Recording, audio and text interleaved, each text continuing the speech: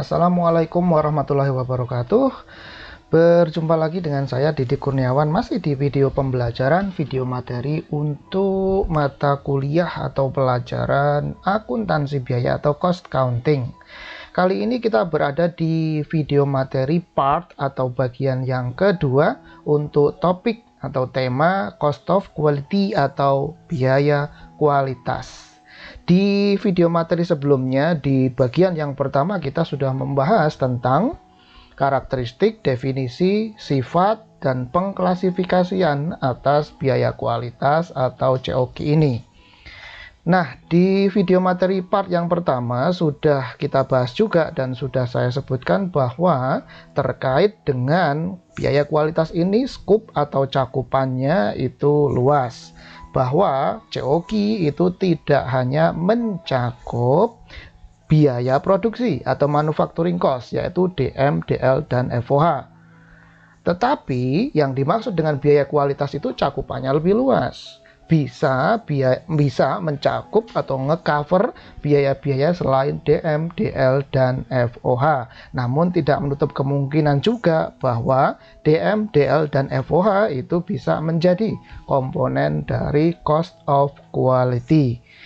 Juga sudah saya sebutkan bahwa terkait dengan pembahasan atas COQ ini, khususnya mengenai accounting for cost of quality, pembahasan kita hanya akan terbatas pada 3 macam COQ. Yang pertama adalah scrap, yang kedua spoilage atau spoiled product, yaitu produk yang rusak dan tidak bisa diperbaiki, dan yang ketiga adalah rework, yaitu produk yang cacat atau rusak namun kemudian bisa diperbaiki atau dipulihkan untuk menjadi normal goods. Dan juga sudah saya sampaikan bahwa sejatinya sebetulnya scrap itu tidak kemudian secara langsung merupakan cost of quality atau biaya kualitas, karena scrap itu tidak kemudian, kalau scrapnya banyak itu terus menunjukkan bahwa kualitas atas produk yang dihasilkan itu kurang baik. Itu tidak demikian. Namun ketika kemudian scrapnya itu semakin banyak, maka definitely kita bisa mengatakan proses produksinya tidak berjalan secara efisien. Yang betul-betul menunjukkan cost of quality sehingga kemudian itu merupakan dapat menjadi sinyal atau indikator atas production losses itu hanya spoilage atau spoiled product dan rework atau pengerjaan ulang atas produk, sehingga akuntansinya disebut sebagai accounting for production losses. Oke. Nah, di video materi yang kedua kita akan membahas satu subtema atau satu subtopik saja atas COQ, accounting for COQ atau accounting for production losses, yaitu kita akan berbicara membahas secara lebih dalam, detail, dan komprehensif atas scrap. Oke, kita mulai pembahasan kita ya. Yang pertama kita lihat terlebih dahulu tentunya mengenai definisi, kemudian ciri-ciri, serta karakteristik atas yang namanya scrap. Apa sih yang dimaksud dengan scrap itu? Yaitu pertanyaan mendasar dulu yang pertama yang harus kita jawab. Apa sih yang dimaksud dengan scrap? Scrap kalau kita terjemahkan ke dalam bahasa Indonesia dalam konteksnya perusahaan manufaktur, scrap itu berarti barang sisa produksi. Barang sisa produksi di sini maksudnya bukan barang yang dibuat atau raw material yang diproses kemudian jadi satu produk yang siap jual kemudian belum laku terjual, bukan itu maksudnya. Yang dimaksud dengan barang sisa produksi ini adalah barang yang atau material yang proses produksinya sudah selesai, namun kemudian atas barang-barang itu atau sisa-sisa material itu, produk atas proses produksi itu terdapat material atau barang-barang sisa, yang mana material atau barang-barang sisa ini kemudian nggak akan dipakai untuk proses produksi berikutnya ya, maka itu disebut sebagai scrap, barang sisa produksi ya. Jadi scrap itu dia tidak akan dapat digunakan lagi dalam proses produksi berikutnya. Jadi ketika satu perusahaan itu sudah menjalankan proses produksi untuk menghasilkan finished goods, itu ada material atau bahan-bahan atau barang-barang yang merupakan sisa hasil proses produksi. Nah, atas sisa hasil proses produksi itu kemudian nggak akan dipakai lagi untuk proses produksi berikutnya. Baru itu kemudian disebut sebagai scrap. Nah, kalau barang sisa hasil proses produksi itu bisa digunakan lagi untuk proses produksi berikutnya, itu tidak memenuhi kriteria sebagai scrap dan memang itu bukan scrap. Itu ya, itu bukan scrap. Nah, terus yang menarik lagi adalah bahwa scrap ini memiliki nilai jual atau bahasa lainnya salvage value, nilai sisa. Kalau dulu kita membahas atau belajar tentang fixed asset, di situ kan ada salvage value atau nilai sisa. Nah, nilai sisa di sini menunjukkan bahwa atas barang sisa produksi atau si scrap ini memiliki nilai jual. Artinya dia bisa dijual. Ada orang atau pihak lain yang mau ngebeli atas scrap tersebut. Tentu saja jangan berharap bahwa scrap ini nilai jualnya itu tinggi. Nggak bisa. Scrap itu nilai jualnya itu pasti kecil atau rendah. Kalau nilai jual scrapnya itu tinggi, terus bagaimana Pak? Itu nggak mungkin dong. Itu menyalahi kodrat gitu loh. Itu nggak normal. Itu nggak logik. Sama sekali tidak make sense. Loh Pak, kenapa bisa begitu? Kalau scrapnya itu dijual dan kemudian nilai jualnya itu gede, bahkan ngalah-ngalahin hasil penjualan dari produk utama yang dihasilkan oleh perusahaan, maka ya itu jelas namanya bukan scrap, itu namanya produk perusahaan gitu loh. Ya, namanya produk perusahaan itu kalau kayak gitu, bukan scrap. Misal perusahaan membuat suatu barang, dijual di pasaran, produk utamanya itu nilai jualnya per unitnya misalkan harganya 100.000 per unit. Nah, scrapnya laku dijual 75.000. Nah, itu namanya tidak make sense. Nggak make sense itu namanya. Kalau begitu ya namanya itu bukan scrap, itu yang 75.000 nilai jualnya. Itu namanya produk perusahaan juga. Jadi produknya ada yang harganya per unit 100.000, ada yang harganya per unitnya 75.000. Gitu. Itu sama-sama produk, itu pasti bukan scrap. Nah, kalau scrap itu nilainya tuh kecil sekali. Taruhlah misalkan per unit dijual, produk perusahaan per unitnya dijual laku 100.000. Nah, scrapnya ini paling misal per unitnya itu 500 perak gitu, 100 perak gitu. Nah, itu baru namanya scrap. Ya, baru itu namanya scrap. Itu namanya bukan produk. Ya, bandingkan nilai jualnya antara 100.000 kok dibandingkan dengan nilai jual per unitnya cuma 100 rupiah. Ya jelas nggak apple to apple. Sehingga yang 100 ini pasti bukan produk. Ya, pasti bukan produk, melainkan scrap. Ya, scrap.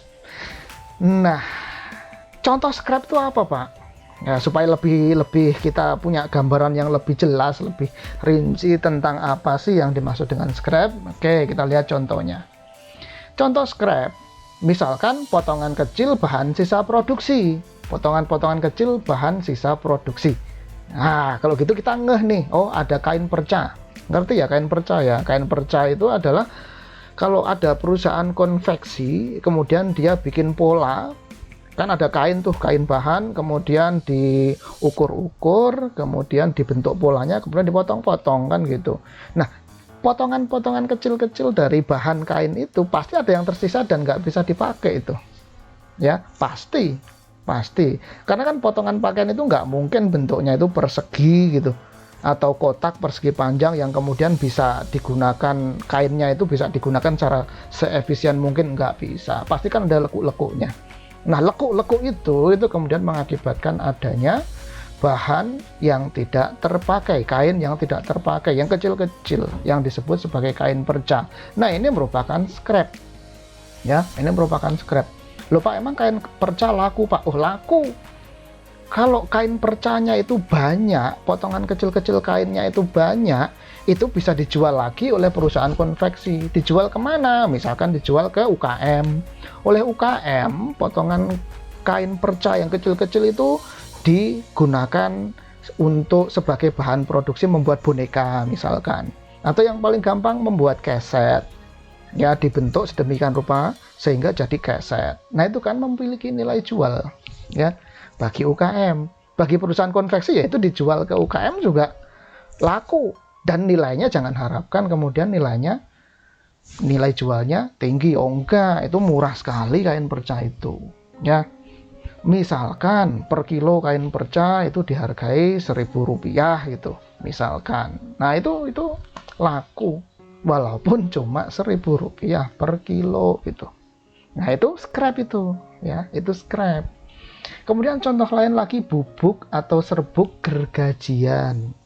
Kan kita sering lihat toh kalau di perusahaan ya, manufaktur mebel gitu ya, yang dia itu mengolah kayu atau balok-balok kayu menjadi meja, kursi, buffet, lemari. Nah, kemudian dia menggergaji kayu toh. Nah, dari hasil gergajian itu kan ada serbuk kayu. Nah, serbuk kayu hasil gergajian itu kalau itu jumlahnya banyak, kemudian dikumpulkan, itu laku itu. Loh Pak, buat apa Pak? Ada perusahaan yang proses bisnisnya itu dia menggunakan serbuk gergajian. Serbuk gergajian itu kemudian diproses, dicampur lem, kemudian dipres. Jadilah itu lempengan kayu. Bisa dibikin furniture lagi itu nanti. Ya. Dari hasil presan serbuk gergajian itu nanti menjadi balok-balok kayu. Gitu. Nah ini balok-balok kayu itu bisa dijadikan furniture lagi gitu. Loh Pak, kok bisa begitu? Iya bisa. Beda Pak antara yang tadi yang perusahaan kayu yang dia memotong kayu ya, memotong kayu kemudian jadi kursi kayu. Beda dengan yang tadi memanfaatkan serbuk gergajian dicampur lem, dipres kemudian jadi kursi kayu. Sama-sama kursi tapi bahan dasarnya beda. Perusahaan yang pertama bahan dasarnya adalah lempengan atau balok-balok kayu. Sementara perusahaan yang memanfaatkan serbuk gergajian tadi untuk menghasilkan kursi kayu, bahan dasarnya bukan lempengan kayu, melainkan serbuk gergajian. Nah, serbuk gergajian itu makanya disebut sebagai scrap. Ya, barang sisa produksi memiliki salvage value atau nilai jual. Tentu saja kalau serbuk gergajiannya banyak ya. Kalau serbuk gergajiannya cuma 1 genggam saja ya nggak laku dijual kan gitu. Ya. Nah ada lagi contoh lainnya adalah serutan besi. Kita kalau ngelihat di YouTube atau di perusahaan-perusahaan manufaktur kan kita lihat yang pakai bahan dasarnya itu lempengan besi. Dia itu besinya itu untuk membentuk satu produk tertentu itu kan kemudian diserut. Nah hasil serutan itu kan ada serbuk lah ya, serbuk atau potongan kecil-kecil dari besi. Nah itu kan bisa dikumpulkan lagi, kemudian dilelehkan lagi jadi lempengan besi lagi gitu loh. Ya, nah serbuk-serbuk ini sama dengan yang serbuk gergajian tadi yang hasil serutan besi itu. Kalau jumlahnya banyak itu bisa dikumpulkan kemudian dijual lagi ke pabrik peleburan besi gitu loh. Nah, sehingga serutan besi, serbuk besi itu merupakan scrap juga, memiliki nilai jual, tapi nilai jualnya ya kecil. Jangan harapkan nilai jualnya itu besar. Kalau nilai jualnya besar, ngalah-ngalahin produknya perusahaan, nah itu udah nggak make sense itu, dan itu tidak akan mungkin terjadi, gitu ya. Oke, terus ada juga contoh scrap yang lainnya adalah produk setengah jadi yang rusak. Ada saat suatu ketika suatu perusahaan itu melakukan proses produksi. Nah kemudian proses produksinya itu ketika barangnya itu belum jadi, loh kok ternyata tiba-tiba ada yang rusak. Ada yang rusak kemudian nggak bisa diperbaiki, nggak bakalan laku dijual. Kenapa? Kalau ini dijual nggak ada yang mau beli gitu loh. Nah, kalau gitu gimana Pak nasibnya kalau ada barang yang belum jadi, baru setengah jadi, tapi barangnya rusak? Kalau diteruskan proses produksinya, pokoknya nggak bakalan jadi deh produknya. Terus gimana Pak, itu diapain? Ya sudah dibuang, nggak bisa diapa-apakan. Nah, pengertian dibuang ini, kalau kemudian produk setengah jadi yang rusak itu masih memiliki salvage value, maka itu juga disebut sebagai scrap. Ya, juga disebut sebagai scrap. Contohnya apa Pak? Contohnya misal di perusahaan yang menghasilkan meja dan kursi dengan bahan dasar plastik. Misal ya, bahan dasarnya plastik. Misal ketika satu saat proses produksi sudah berjalan, oh ini sudah dihasilkan ini kursi dari plastik ya, kursi plastik. Kemudian setelah dicek oleh si quality checker, setelah dicek, loh kok ini ternyata di bagian kakinya itu retak. Nah kalau di bagian kakinya aja retak, ini kan berarti kan produknya produk yang cacat. Nggak mungkin ada konsumen atau pelanggan yang mau ngebeli kursi plastik yang salah satu kakinya aja retak. Nah nanti kalau didudukin pasti patah gitu loh. Bisa diperbaiki nggak Pak? Iya nggak bisa. Kenapa nggak bisa? Masa plastik bisa dielas? Kan ya nggak mungkin. Paham ya? Plastik nggak bisa dielas. Kalau begitu gimana Pak? Diapakan itu? Ya sudah, dibuang aja. Dibuang di sini bukan berarti kemudian dibuang aja kemudian nggak laku dijual. Enggak. Pasti itu nanti laku dijual. Tapi laku dijualnya itu laku dijual sebagai scrap yang salvage value atau nilai jualnya itu kecil, nggak gede. Kalaulah misal satu kursi plastik dihargai satu unitnya 30.000. Nah ini kursi plastik yang salah satu kakinya itu retak atau pecah, ya paling dihargai cuman 3.000 rupiah gitu, atau 2.000 rupiah, atau mungkin cuman 1.000 rupiah. Dianggap itu sebagai barang rongsokan. Lah nanti kemudian kursi plastik yang sudah berwujud kursi tadi itu akan dilebur lagi menjadi lelehan plastik, kemudian dicetak lagi jadi kursi plastik gitu ya. Tapi kemudian ketika kursinya itu yang sudah dihasilkan tadi itu retak, kursi plastiknya itu salah satu kakinya retak, ya nggak bisa dijual dengan seharga produk normal, nggak bisa dipakai dijual ke konsumen, nggak bisa. Itu akan menjadi scrap. Nah itu produk setengah jadi yang rusak. Ada juga scrap itu berasal dari barang sisa produksi atau material yang tidak terpakai. Ya, yang tidak terpakai. Misal di perusahaan yang mengolah produk berbahan dasar kelapa atau kopra. Nah, di perusahaan yang dia itu menggunakan materialnya itu berupa buah kelapa, yang dimanfaatkan tentu saja adalah daging kelapanya kan gitu. Bukan batok kelapanya, bukan sabut kelapanya. Tapi yang namanya buah kelapa itu kan ketika dimasukkan ke perusahaan, ke bagian produksi kan pasti utuh dong. Nggak mungkin buah kelapanya itu cuma beli aja material itu berupa daging buah kelapa. Enggak begitu. Pasti dia akan beli dari para petani kopra itu berupa buah kelapa. Buah kelapanya misalkan 5 truk dalam 1 bulan dimasukkan ke perusahaan. Tentu buah kelapanya utuh, masih ada sabutnya, masih ada batok kelapanya, masih juga ada air kelapanya atau gitu. Nah kemudian bukan berarti sabut kelapa, batok kelapa, ampas dari proses pengolahan daging buah kelapa itu nggak punya nilai. Itu punya nilai gitu. Tapi nilainya kecil, nilai jualnya kecil. Sehingga disebut sebagai scrap. Sabuk kelapa mau buat apa Pak? Loh ini bisa dibuat keset. Zaman tradisional dulu keset itu dibuat dari sabuk kelapa. Ya. Dibuat dari sabuk kelapa, bisa juga dimanfaatkan buat membuat produk-produk yang lainnya, misalkan keset bisa, seperti tadi sih kain perca tadi bisa dibuat keset ya, bisa. Kemudian batok kelapa, oh ini bisa dijadikan areng kan gitu. Terus ampas, oh ampasnya ini bisa dibuat sebagai pakan ternak atau pupuk kompos gitu. Nah tapi jangan harapkan sabut kelapa, batok kelapa, dan ampas kelapa itu tadi itu memiliki salvage value atau nilai jual yang tinggi. Enggak, pasti nilai jualnya kecil gitu ya. Nah yang sudah kita bahas barusan, kain perca, serbuk gergajian, kursi plastik yang rusak, kemudian sabut kelapa, terus batok kelapa dan ampas kelapa itu merupakan contoh-contoh dari scrap.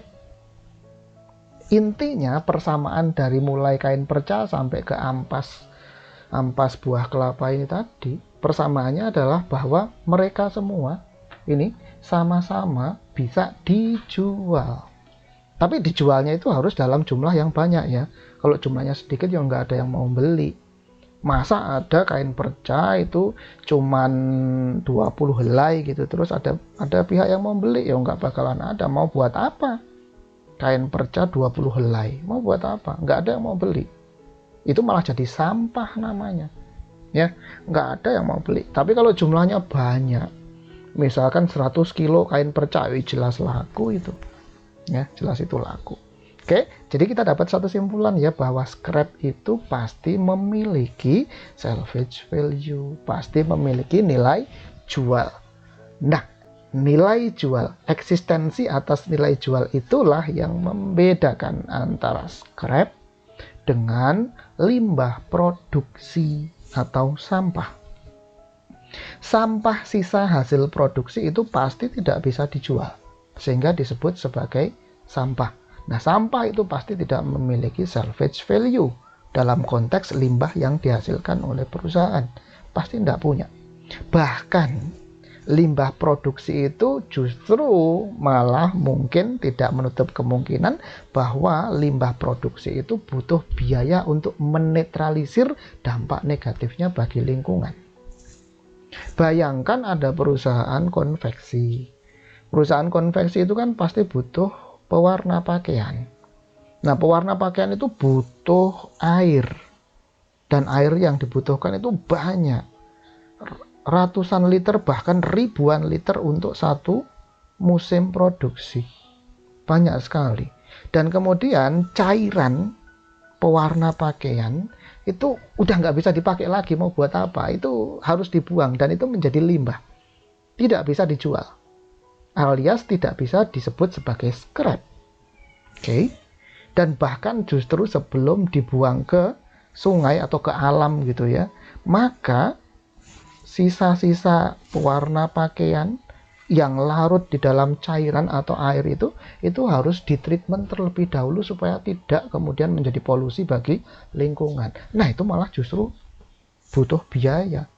Beda dengan kain perca, sabut kelapa, sampai ampas kelapa tadi itu tidak perlu atau tidak membutuhkan pengolahan lebih lanjut. Dan itu memiliki nilai jual. Sehingga dapat kita tarik simpulan bahwa scrap itu tidak sama dengan limbah produksi. Sama-sama barang sisa hasil produksi, tapi beda. Sama-sama, saya ulang, sama-sama bahan sisa hasil produksi, tetapi antara scrap dengan limbah produksi itu jelas beda. Scrap adalah sisa hasil produksi yang masih memiliki salvage value, sementara limbah produksi sisa hasil produksi yang sama sekali tidak punya salvage value.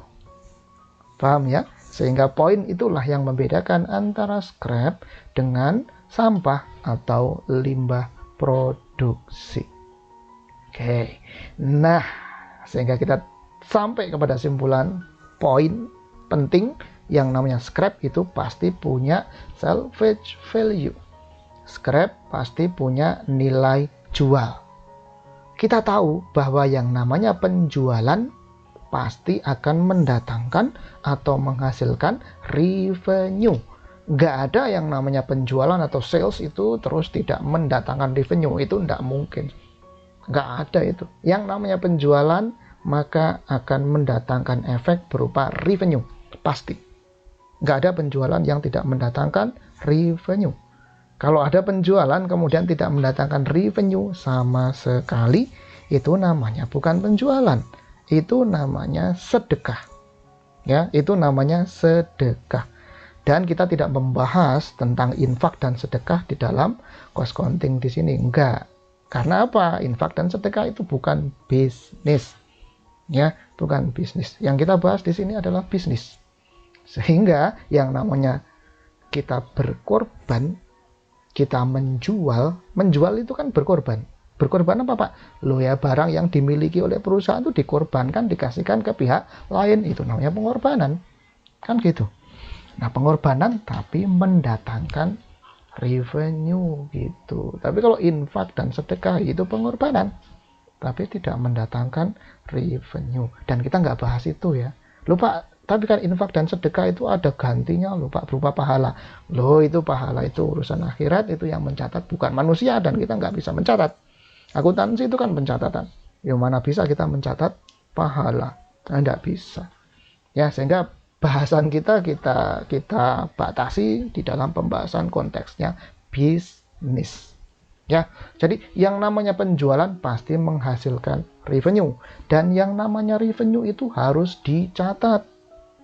Sekecil apapun revenue yang dihasilkan oleh perusahaan lewat jalur manapun juga, kalau perusahaan itu mendapatkan revenue atau penghasilan, maka harus dicatat. Tidak boleh tidak dicatat. Hukumnya wajib harus dicatat. Sehingga kalau begitu, scrap tadi kan punya nilai jual. Ya, punya nilai jual, mendatangkan revenue.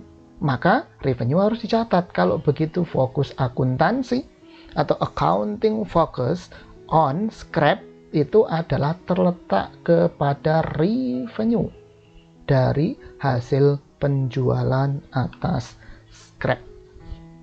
Saya ulang, fokus akuntansi untuk scrap adalah terletak pada revenue yang dihasilkan dari penjualan atas scrap tersebut. Pak, yang namanya revenue, ini kan penjualan berarti revenue Pak. Yang namanya revenue, ada revenue masuk ke perusahaan. Di dalam akuntansi kan ada konsep yang namanya matching cost against revenue Pak. Iya, betul sekali. Loh Pak, kalau begitu kan ini scrap dijual mendatangkan revenue. Matching cost against revenue. Berarti Pak, ini punya revenue, mendatangkan revenue, berarti ada cost yang expired dong Pak. Atau dengan kata lain ada expense dong Pak atas scrap ini Pak. Gimana itu Pak? Ada expense-nya atau tidak? Jawabannya adalah ada. Tetapi ingat, expense-nya itu tidak terkandung atau terserap ke dalam scrap. Enggak. Loh Pak, terus expense-nya di mana Pak? Expense-nya akan terserap, terakumulasi, dan dibebankan ke produk utama perusahaan. Dan ingat bahwa scrap ini bukan produk utama perusahaan ya. Ini bukan produk perusahaan. Ingat, ini harus digarisbawahi. Scrap itu bukan produk perusahaan. Sehingga yang akan memenuhi atau dipertemukan dengan konsep matching cost against revenue itu adalah revenue atas produk perusahaan, penjualan produk perusahaan ditandingkan dengan expense dalam rangka untuk membuat atau menghasilkan produk tersebut. Itu konsep matching cost against revenue-nya.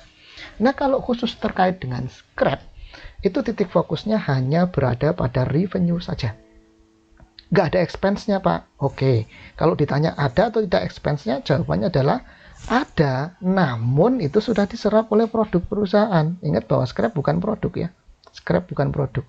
Nah, kalau begitu Pak, gimana Pak? Oke, kalau begitu supaya lebih jelasnya, clear-nya, di scrap ini tidak ada expense-nya. Dah. Oke, scrap tidak ada expense-nya. Sebetulnya ada, tetapi itu diserap oleh produk perusahaan.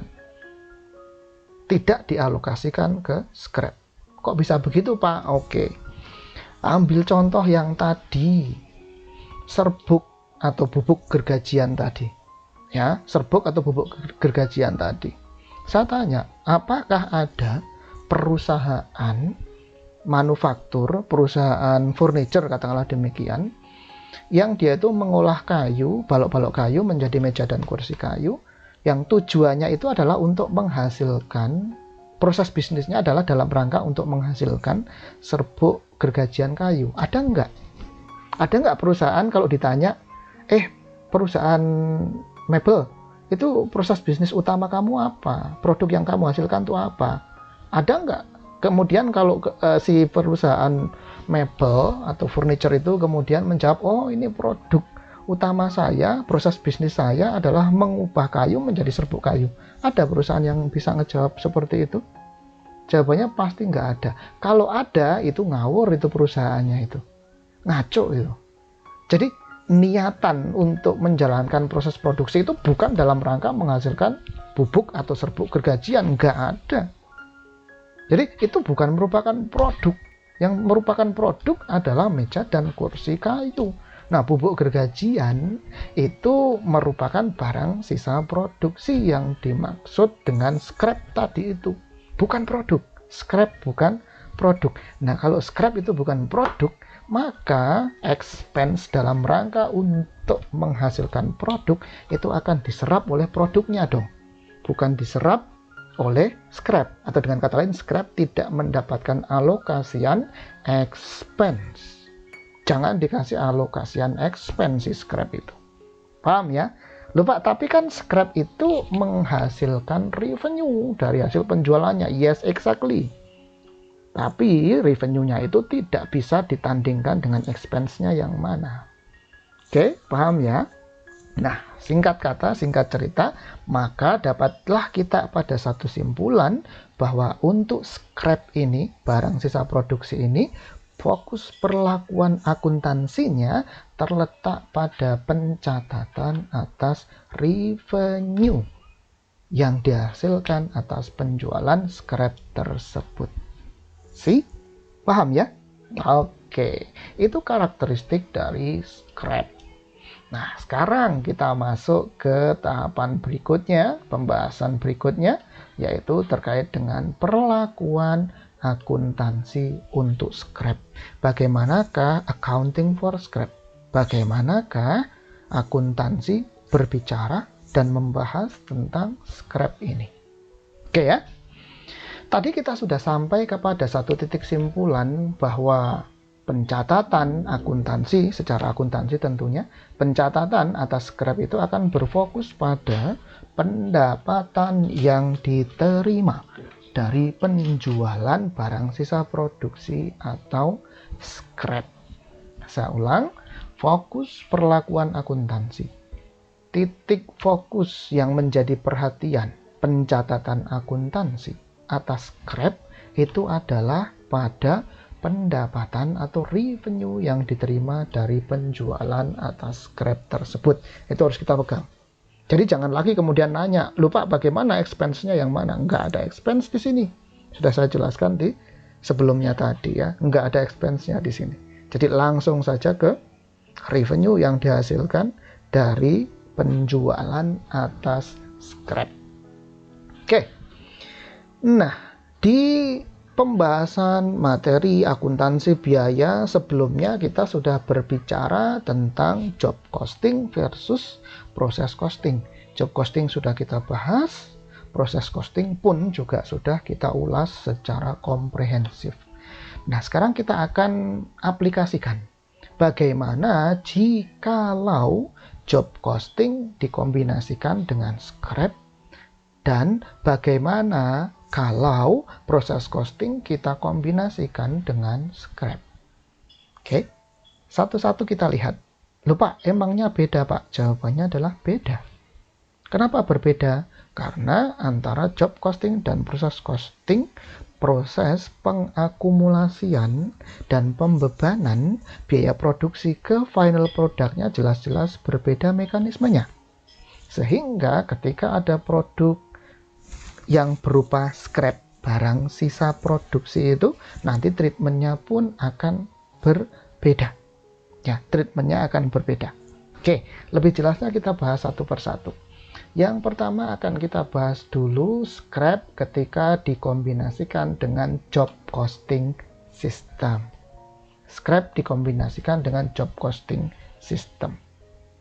Kita tahu bahwa salah satu hal yang membedakan antara job costing dengan proses costing adalah mengenai tipikal proses produksinya. Bahwa kalau di dalam job costing itu proses produksinya itu di-trigger dan di-drive atau dipengaruhi sangat ya, dipengaruhi oleh pelanggan atau customer. Sehingga di dalam job costing itu proses produksinya berupa customer driven production process. Itu sudah kita bahas dulu di job costing. Ya, saya ulang bahwa di dalam job costing itu sifat proses produksinya adalah customer driven production process. Itu di dalam job costing. Berbeda dengan di dalam proses costing. Kalau proses costing itu nanti proses produksinya di-trigger dan diinisiasi oleh perusahaan itu sendiri. Sehingga proses produksi di dalam proses costing itu bersifat company driven production process. Nah, hal inilah yang membedakan ketika kemudian kita kombinasikan dengan scrap, itu nanti akan berbeda treatmentnya. Nah, dalam job costing system, karena yang men-trigger dan menginisiasi proses produksi itu adalah customer atau customer driven production process, maka ini nanti harus kita lihat. Ya, harus kita lihat dan kita pilah serta kita bedakan scrap dalam job costing itu ke dalam dua kelompok. Kelompok pertama adalah scrap can be attributed to specific job, dan kelompok yang kedua scrap cannot be attributed to specific job. Oke, ingat ini kalau di dalam job costing itu ada pelanggan atau customer datang ke produsen atau perusahaan, kemudian dia akan menjelaskan, oh saya butuh barang ini, speknya 1, 2, 3, 4, 5, dan seterusnya. Jadi customized by the customer. Customer driven production process. Sehingga semuanya itu berdasarkan mandat dari customer. Memangnya bisa membedakan, Pak? Bisa. Dalam konteks scrap ini nanti bisa membedakan. Ada scrap yang can be attributed to a specific job, dan ada scrap yang cannot be attributed to specific job. Ya, contohnya gimana, Pak? Contoh simpelnya gampang lah ya, untuk supaya kita punya sedikit gambaran dulu ya. Untuk yang scrap can be attributed to specific job itu contoh gampangnya misalkan kalau kita datang ke tailor atau tukang jahit lah bahasa gampangnya ya. Kalau tukang jahit itu kan terkesan belum ahli betul. Kalau ahli banget itu namanya tailor. Kalau kita datang ke tailor, kemudian kita bawa bahan pakaian tentunya ya. Kita bawa bahan pakaian. Itu kan pasti biasanya lebih. Nah, kemudian bahan pakaian itu kan kita kasihkan ke si tailor. Kemudian tailor itu akan mengerjakan pakaian based on kustomisasi, bentuk, model, spek sebagaimana yang diinginkan oleh customer kan gitu. Nah, kain itu setelah pakaiannya jadi, kain itu kan masih ada sisa. Dan itu menjadi scrap. Nah, itu kain itu miliknya siapa? Kainnya itu pasti miliknya si customer. Nah, itu can be attributed to a specific job itu. Oke, ngerti ya? Oke. Bandingkan dengan yang scrap cannot be attributed to a specific job. Contohnya, misal Pak Agus datang ke PT ABC. PT ABC, tolong saya dibikinkan meja dan kursi satu set yang bergaya konvensional, vintage style. Oke. Kemudian si PT ABC akan membuat pesanan produk satu set meja kursi berdasarkan order dari Pak Agus. Kemudian akan dipotong-potong lah itu balok-balok kayu. Nah, potongan balok-balok kayu itu pasti akan menghasilkan tadi serbuk gergajian kayu. Nah, serbuk gergajian kayu itu pada dasarnya miliknya siapa? Tentu saja miliknya Pak Agus. Tapi kan dia cuma pesen meja dan kursi saja. Nggak banyak, jumlahnya sedikit. Nah, sekarang pertanyaannya adalah, itu kan pasti menghasilkan serbuk gergajian. Apakah serbuk gergajiannya itu banyak? Jawabannya adalah enggak. Ya, enggak banyak itu. Paling kalau mau dikumpulkan semua, itu paling satu kantong plastik kresek yang kecil. Serbuk gergajiannya. Coba kita berpikir logik. Kalau serbuk gergajian sebanyak satu kantong plastik kresek kecil itu dijual laku atau enggak? Ada yang mau beli atau enggak? Jawabannya adalah enggak ada yang mau beli.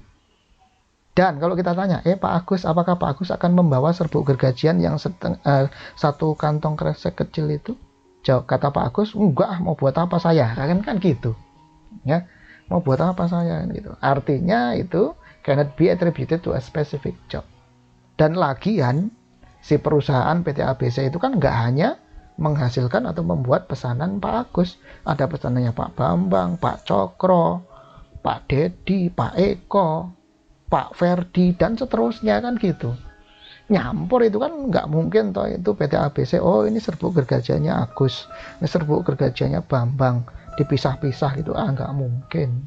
Udah nyampur semuanya kan gitu. Alias kalau begitu, scrap cannot be attributed to a specific job. Paham ya? Oke, nah sekarang kita ulas secara lebih detail yang scrap can be attributed dan cannot be attributed to a specific job. Yang scrap can be attributed to a specific job terlebih dahulu. Scrap yang can be attributed ini, atau scrap yang dapat diatribusikan atau ditelisik, diatribusikan itu maksudnya ditelisik, ditelusuri atau diterasir gitu ya, ke satu produk atau job tertentu, nah itu disebut sebagai can be attributed. Jadi scrap can be attributed to specific job ini, scrapnya itu bisa diatribusikan atau ditelisik atau diterasir atau ditelusuri secara langsung ke suatu produk atau job tertentu. Ingat kita ini under job costing ya, under job costing. Maka jika scrap ini dapat ditelisik atau ditelusuri ke produk atau pesanan tertentu, maka itu termasuk ke dalam scrap yang can be attributed to a specific job. Nah, kalau dia can be attributed to a specific job, maka nanti nilai jual atas scrap itu menjadi atau merupakan hak milik dari konsumen atau si pemesan produk tersebut. Loh Pak, kok bisa begitu? Lah iya, wong ini bisa diatribusikan ke satu specific job. Maka kalau begitu itu punyanya atau miliknya si konsumen. Perusahaan atau produsen nggak boleh ngaku-ngaku. Kenapa? Karena itu miliknya si konsumen. Sama, kita lanjutkan contoh saya tadi ya. Misalkan Pak Eko datang ke PT EGZ. PT EGZ itu dia bisnis prosesnya adalah tailorship. Dia membuat atau menghasilkan pakaian. Nah, siapa tadi saya bilang? Pak Eko ya. Pak Eko datang ke PT EGZ. Saya tolong dibikinkan satu set kemeja lengan panjang dan celana panjang. Bahannya sudah saya belikan. Ini bahan kualitas premium, per meternya 2 juta misalkan. Untuk saya biasanya satu set kemeja dan celana panjang itu butuh rata-rata itu butuh 4 meter kain. Misal, kemudian ini saya belikan 6 meter kain. Nanti kalau ada sisanya, tolong kain tersebut dikembalikan ke saya. Nah, yang kayak begini ini adalah scrap yang can be attributed to a specific job. Dan kalau nanti ada sisa, dan pasti ada sisa, wong biasanya Pak Eko itu kalau membuat satu set kemeja lengan panjang dan celana panjang itu yang dibutuhkan kainnya itu ukurannya cuma maksimal 4 meter. Lah dia kasihkan 6 meter, at least paling enggak nanti ada 2 meter sisa. Lah tadi per meternya harganya berapa tadi? Taruhlah 1 juta lah ya. Per meternya harganya 1 juta kainnya, kan lumayan mahal. Nah kalau dia sisa 2 meter berarti kan ada 2 juta itu duit. Ya, ada 2 juta. Dan 2 juta, 2 meter sisa kain tadi itu punyanya Pak Eko. Nggak boleh diambil oleh PT EGZ. Ya, nggak boleh diambil oleh PT EGZ.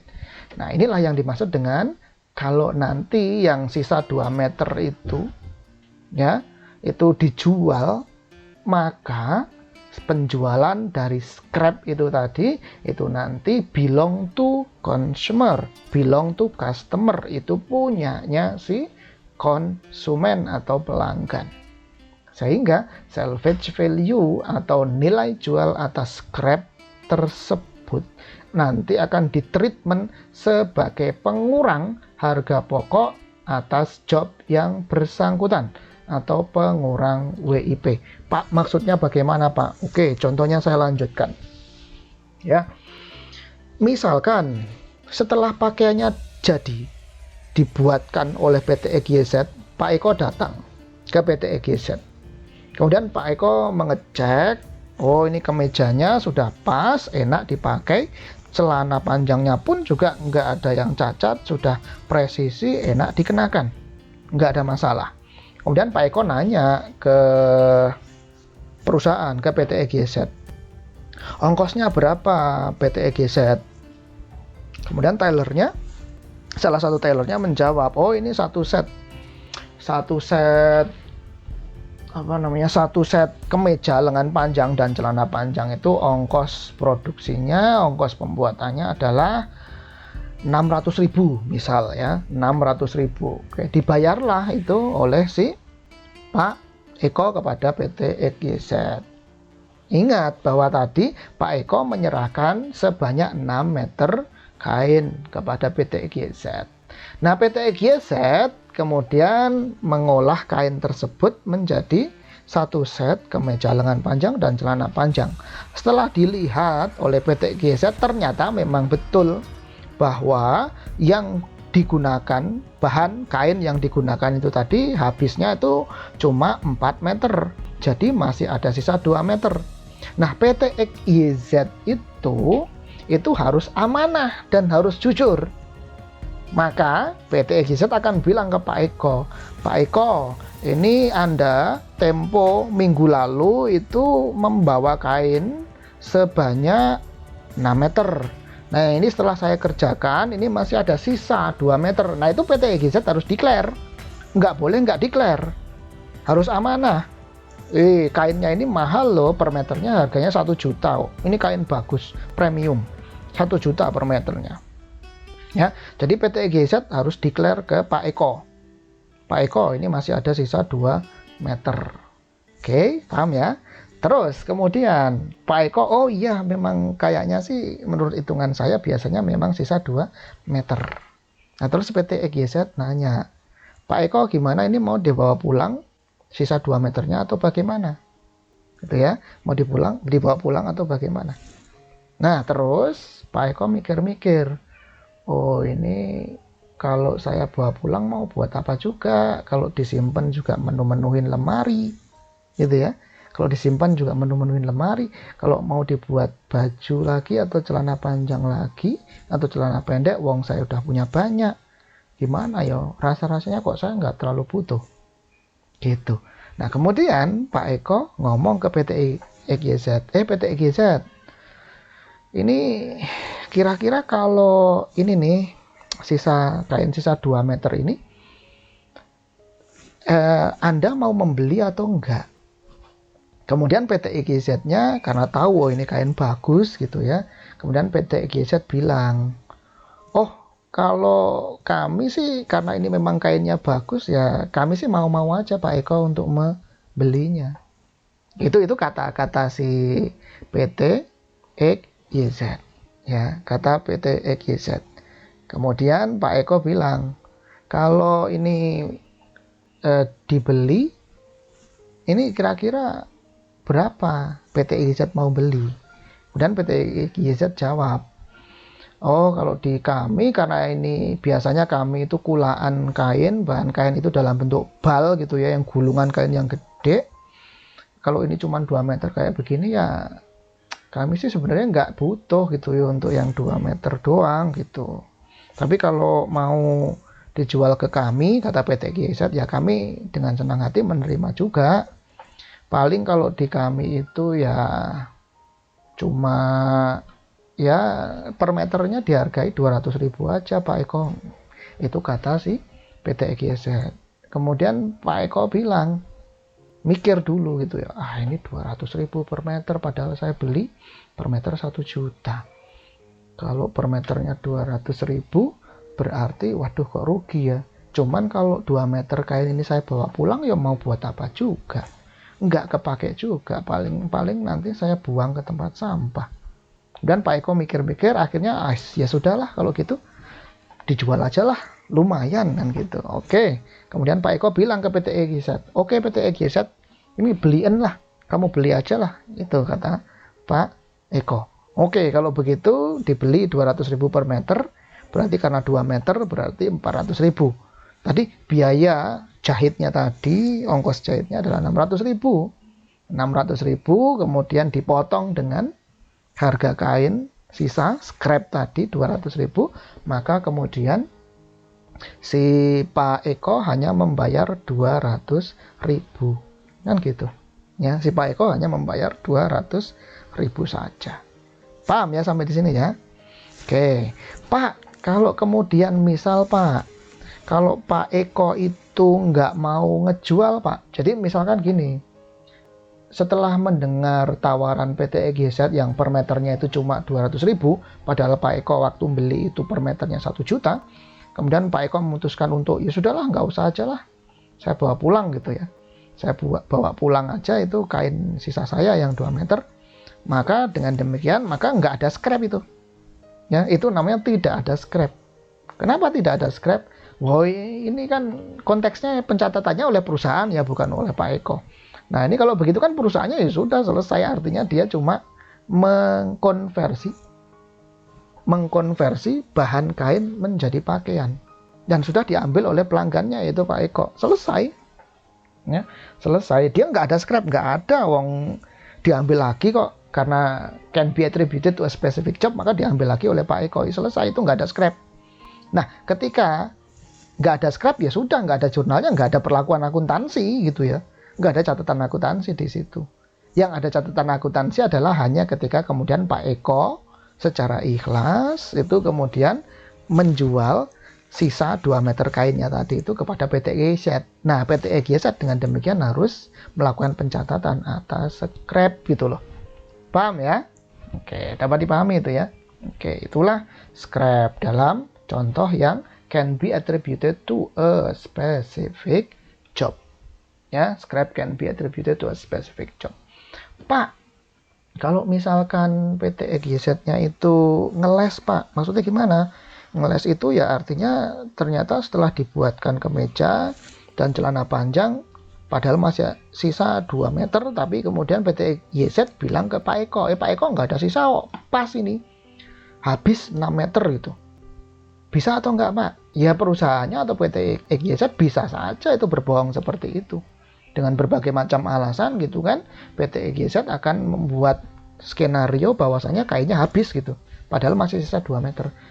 Apakah PT EGZ bisa berlaku seperti itu, Pak? Bisa. Tapi itu perlakuan curang. Nggak amanah, dan itu zolim, dosa. Loh Pak, kok dosa? Iya dosa itu. Masih sisa 2 meter kok dikatakan habis kainnya. Itu kan berbohong namanya. Dan itu pasti nanti akan merugikan perusahaan, ada karmanya. Loh Pak, kok bisa begitu? Kan ini kan cuma Pak Eko aja. Jangan disangka Pak Eko aja itu yang kemudian mendapatkan kerugian. Enggak. Pak Eko kan bisa berpikir toh. Wong ini biasanya itu kalau saya membuat pakaian satu set kemeja lengan panjang dan celana panjang itu kan cuma butuh 4 meter, kok di PT EGZ butuh 6 meter gitu ya. Kan dia berpikir-pikir, oh ini kayaknya ada yang nggak beres dengan PT EGZ. Nah kemudian kalau Pak Eko itu menceritakan hal ini ke teman-temannya, kemudian teman-temannya Pak Eko menceritakan lagi ke teman-temannya lagi menceritakan lagi ke orang lain lagi, jangan-jangan itu satu kota itu ngerti bahwasanya kalau PT EGZ itu nggak amanah, reputasinya jelek sebagai perusahaan konveksi tukang jahit yang suka gabrul. Gabrul tuh artinya itu berbohong gitu ya, ngambilin kain punyanya konsumen. Nah kalau terkenal seperti itu kan berarti kan lambat laun itu nggak akan ada pelanggan yang mau datang ke PT EGZ. Karena kalau lama-lama nggak ada pelanggan yang mau datang ke situ, sepi pelanggan, lama-lama perusahaannya bangkrut, nggak dapat orderan, bangkrut dia, nggak bisa menjalankan proses produksi, proses produksi tidak berjalan, nggak ada income, nggak ada revenue, nggak ada laba, kolaps, bangkrut, gulung tikar, selesai, tamat riwayatnya kan gitu. Itu gara-gara PT EGZ atau perusahaan yang tidak amanah. Nggak boleh. Kalau secara akuntansi pencatatannya bisa direkayasa, bisa.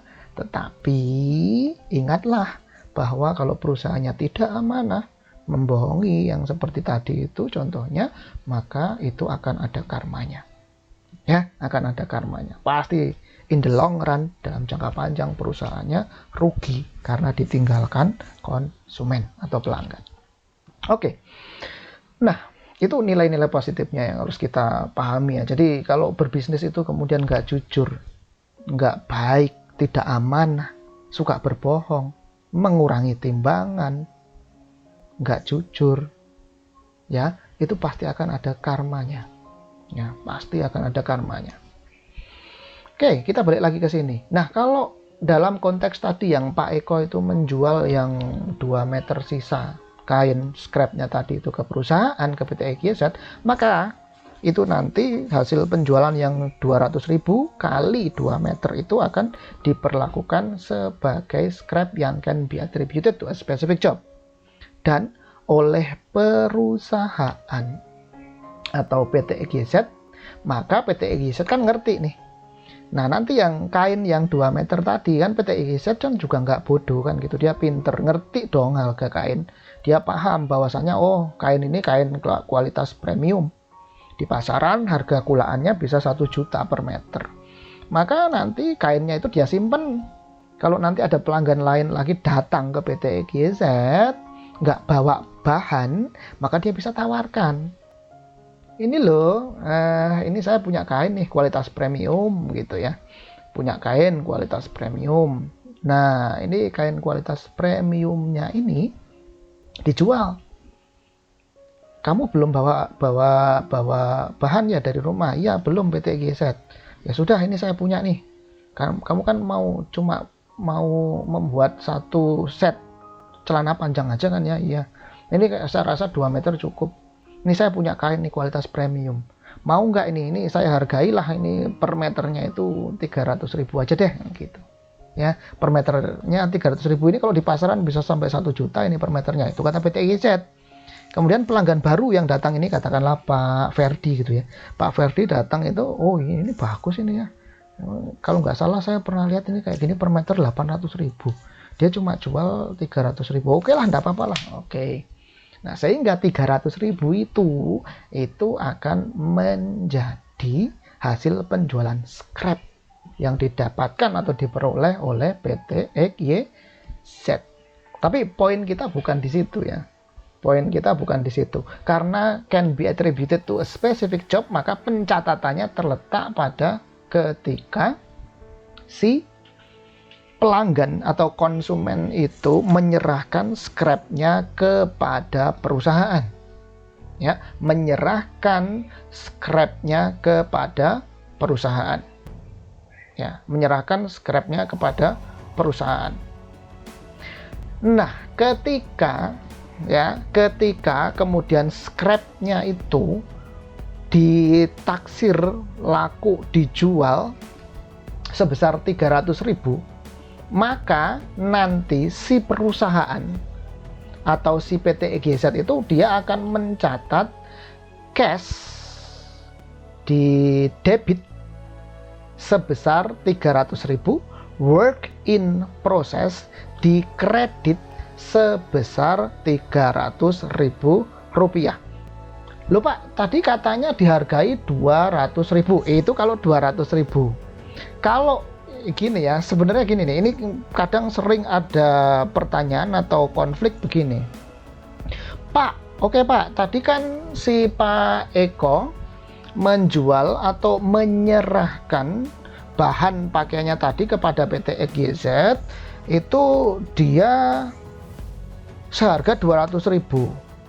Bisa nggak Pak nanti kalau kemudian scrapnya itu dijual oleh PT EGZ itu nggak 200.000, melainkan lebih besar dari 200.000, katakanlah 300.000 lah atau 250.000, atau boleh jadi juga lebih kecil dari 200.000. Mungkin nggak Pak yang seperti itu? Jawabannya adalah mungkin. Sekali lagi, jawabannya adalah mungkin. Akan tetapi yang perlu kita ingat di sini adalah bahwa si PT EGZ itu bukan perusahaan yang nggak ngerti bahan pakaian tentunya. Bukan tailor yang nggak ngerti harga pasaran bahan-bahan kain, enggak. Dia pasti sudah ngerti dan dia bisa menaksir. Oh, kalau kain seperti ini, kemudian nanti dijual, ini lakunya berapa. Dia bisa menaksir itu. Sebagaimana juga perusahaan PT ABC yang menghasilkan serbuk gergajian, dia udah ngerti. Oh, kalau sekilo serbuk gergajian itu dihargai misalkan Rp1.000. Nah, kalau dia punya 100 kilo atau 1 kintal, ya tinggal dikaliin aja. 100 dikalikan 1000, maka dia akan dapat revenue sebesar 100.000. Nah, demikian juga dengan yang konteksnya Pak Eko dan PT EGZ tadi di sini. Pas di awal mestinya PT EGZ akan menaksir dan akan menjual. Ingat, akan menaksir dan akan menjual. Menaksir dan menjual scrap itu sebesar 200.000. Ya. Jadi ketika kemudian ada transaksi dari Pak Eko kepada PT EGZ, maka jurnalnya adalah dia akan cash-nya bertambah, kemudian work in process-nya berkurang. Ini pencatatan atas penjualan scrap. Lupa, emang scrap-nya ini sudah dijual? Jawabannya kan gitu. Apakah Pak scrap-nya ini sudah dijual? Jawabannya adalah ketika pada saat transaksi dari Pak Eko ke PT EGZ memang scrap-nya belum terjual. Tetapi ingat, PT EGZ bisa menaksir bahwasanya ini nanti akan laku 200.000, akan dijual sebesar 200.000. Maka pada poin itu seolah-olah PT EGZ mencatat cash di debit, work in process di kredit. Cashnya ini cashnya siapa Pak? Ini cashnya si PT EGZ. Ingat, yang melakukan pencatatan ini adalah PT EGZ. Cashnya ini adalah penambahan cash untuk PT EGZ. Work in process ini adalah pengurangan biaya produksi punyanya Pak Eko.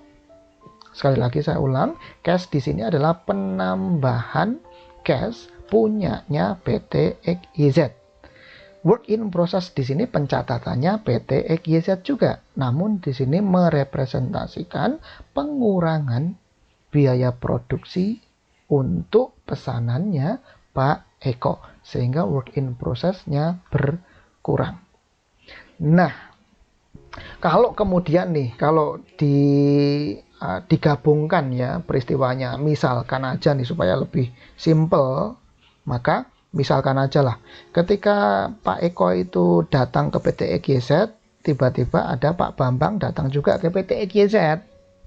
Ya, Pak Bambang datang juga ke PT EGZ. Kemudian Pak Eko kan tadi mau nih menyerahkan 200.000 gitu ya.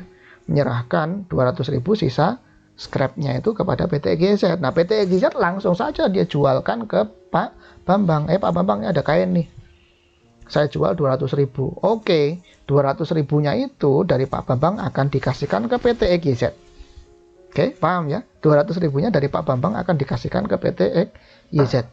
Kemudian PT EGZ akan mengkredit atau mengurangi biaya produksi karena ini kain punyanya Pak Eko.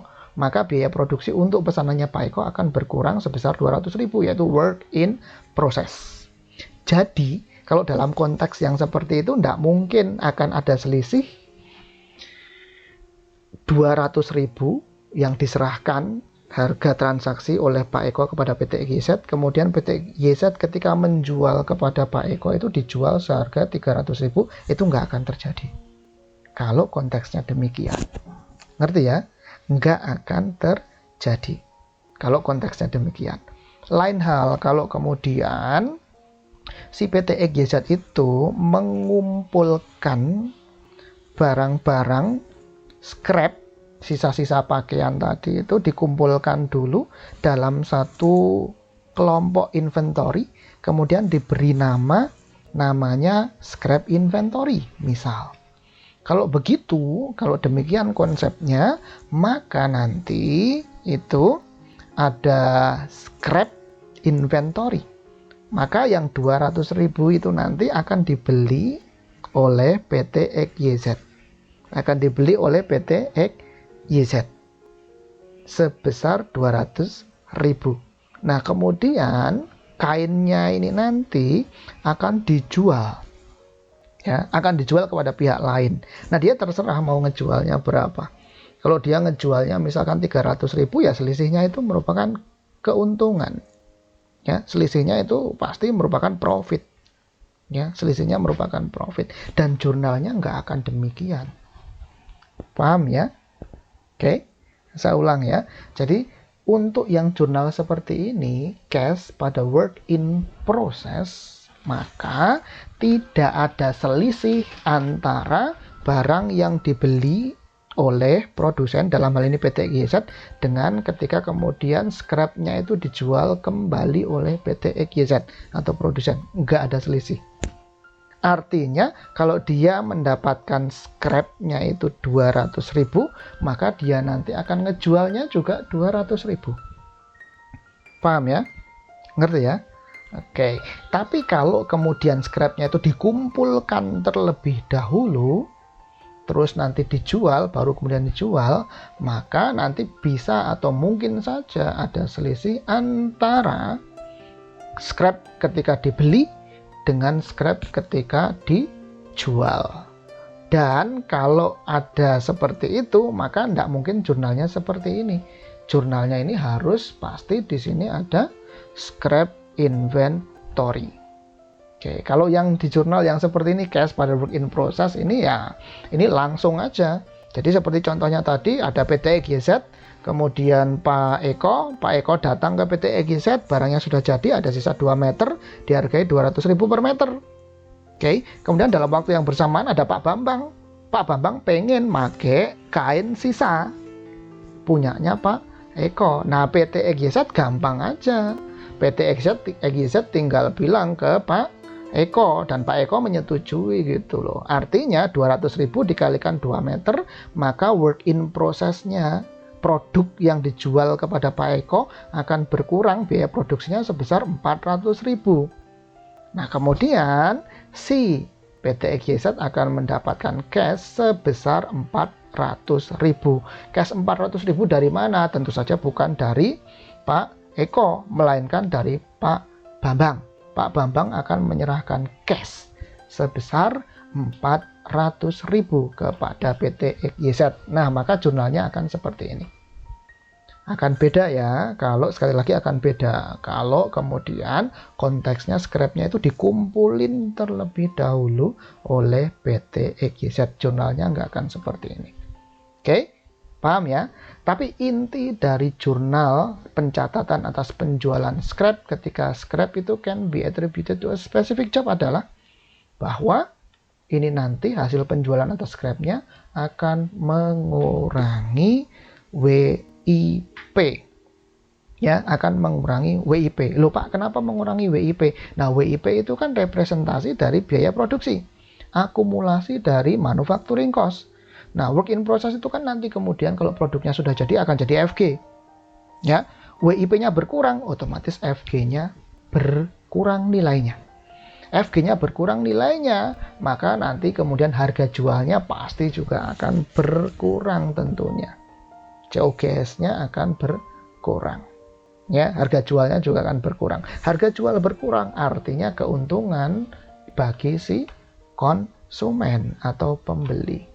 Kenapa yang diuntungkan itu adalah si konsumen atau pembeli atau pemesan? Ya karena memang barangnya itu punyanya, hak miliknya si konsumen atau pemesan produk yang bersangkutan. Karena can be attributed to a specific job. Paham ya? Oke, jadi jurnalnya adalah cash pada work in process. Pak, kalau misalnya si perusahaan itu tidak mengumpulkan scrap inventory, terus bagaimana Pak?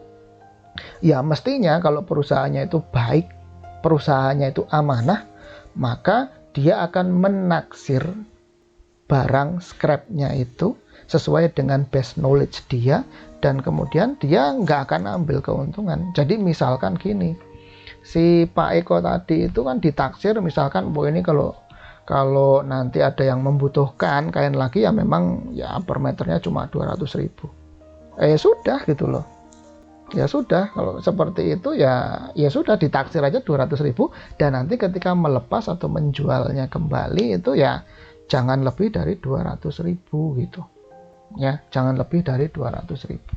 Kalau lebih dari 200.000 emang nggak boleh, Pak? Ya boleh, cuman ya kayaknya kok nggak amanah gitu aja lah ya.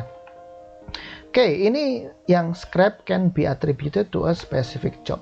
Nah, berikutnya, bagaimana kalau scrap cannot be attributed to a specific job? Ini kebalikan dari yang scrap apabila bisa ditelisik langsung ke produk yang bersangkutan. Nah, scrap yang cannot be attributed to a specific job, maka scrap jenis ini nggak dapat ditelusuri atau dikaitkan langsung ke satu produk tertentu, produk spesifik tertentu, nggak bisa. Dikaitkan ke job atau produk tertentu, nggak bisa. Nah, kalau begitu, nilai jual atas scrap yang cannot be attributed ini menjadi hak miliknya si produsen atau perusahaan yang mengerjakan produk atau job tersebut.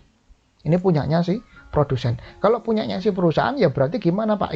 Terserah suka-sukanya si perusahaan itu nanti akan memperlakukan sebagai apa. Paham ya? Jadi ini beda dengan yang di atas tadi yang can be attributed. Kalau cannot be attributed itu punyanya perusahaan, dan perusahaan bebas mau mentreatmentnya seperti apa. Nah, contohnya yang cannot be attributed to a specific job itu adalah misalkan ya tadi ketika ada Pak Agus, Pak Bambang, Pak Cokro datang ke PT ABC, sama-sama memesan barang furniture dari PT ABC. Pak Agus pesan meja, Pak Bambang pesan kursi, Pak Cokro pesan lemari. Gitu ya, sama-sama menggunakan kayu. Nah, tentu saja gergaji yang dipakai itu kan satu aja. Mesin serut yang dipakai ya satu aja. Digunakan untuk apa? Untuk memproses pesanannya Pak Agus, Bambang, dan Cokro. Serbuk gergajiannya menyatu, campur aduk jadi satu.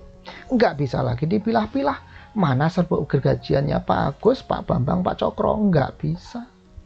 Oleh karena itu, cannot be attributed to a specific job. Sehingga serbuk gergajian kayu itu menjadi hak miliknya si produsen atau PT ABC. Nah, PT ABC bebas mau memperlakukannya seperti apa. Kalau dibuang aja jadi sampah gimana, Pak? Ya monggo, silakan. Itu nanti namanya bukan scrap. Tapi kan sayang kalau kemudian misalkan dalam 1 bulan PT ABC menghasilkan 1 kuintal serbuk gergajian kayu. Sayang kalau dibuang. Dia bisa jual, si PT ABC bisa menjual itu serbuk gergajian kayu, kemudian nanti akan diolah menjadi presan serbuk gergajian kayu. Gitu ya, bisa digunakan untuk membuat mebel atau furniture yang lainnya oleh perusahaan lain. Ngerti ya? Oke. Nah, jadi intinya yang cannot be attributed to a specific job itu punyanya produsen atau perusahaan yang menghasilkan produk tersebut. Sehingga kalau begitu si perusahaan atau produsen bebas untuk melakukan treatment akuntansi atas barang berupa scrap yang cannot be attributed to a specific job tadi.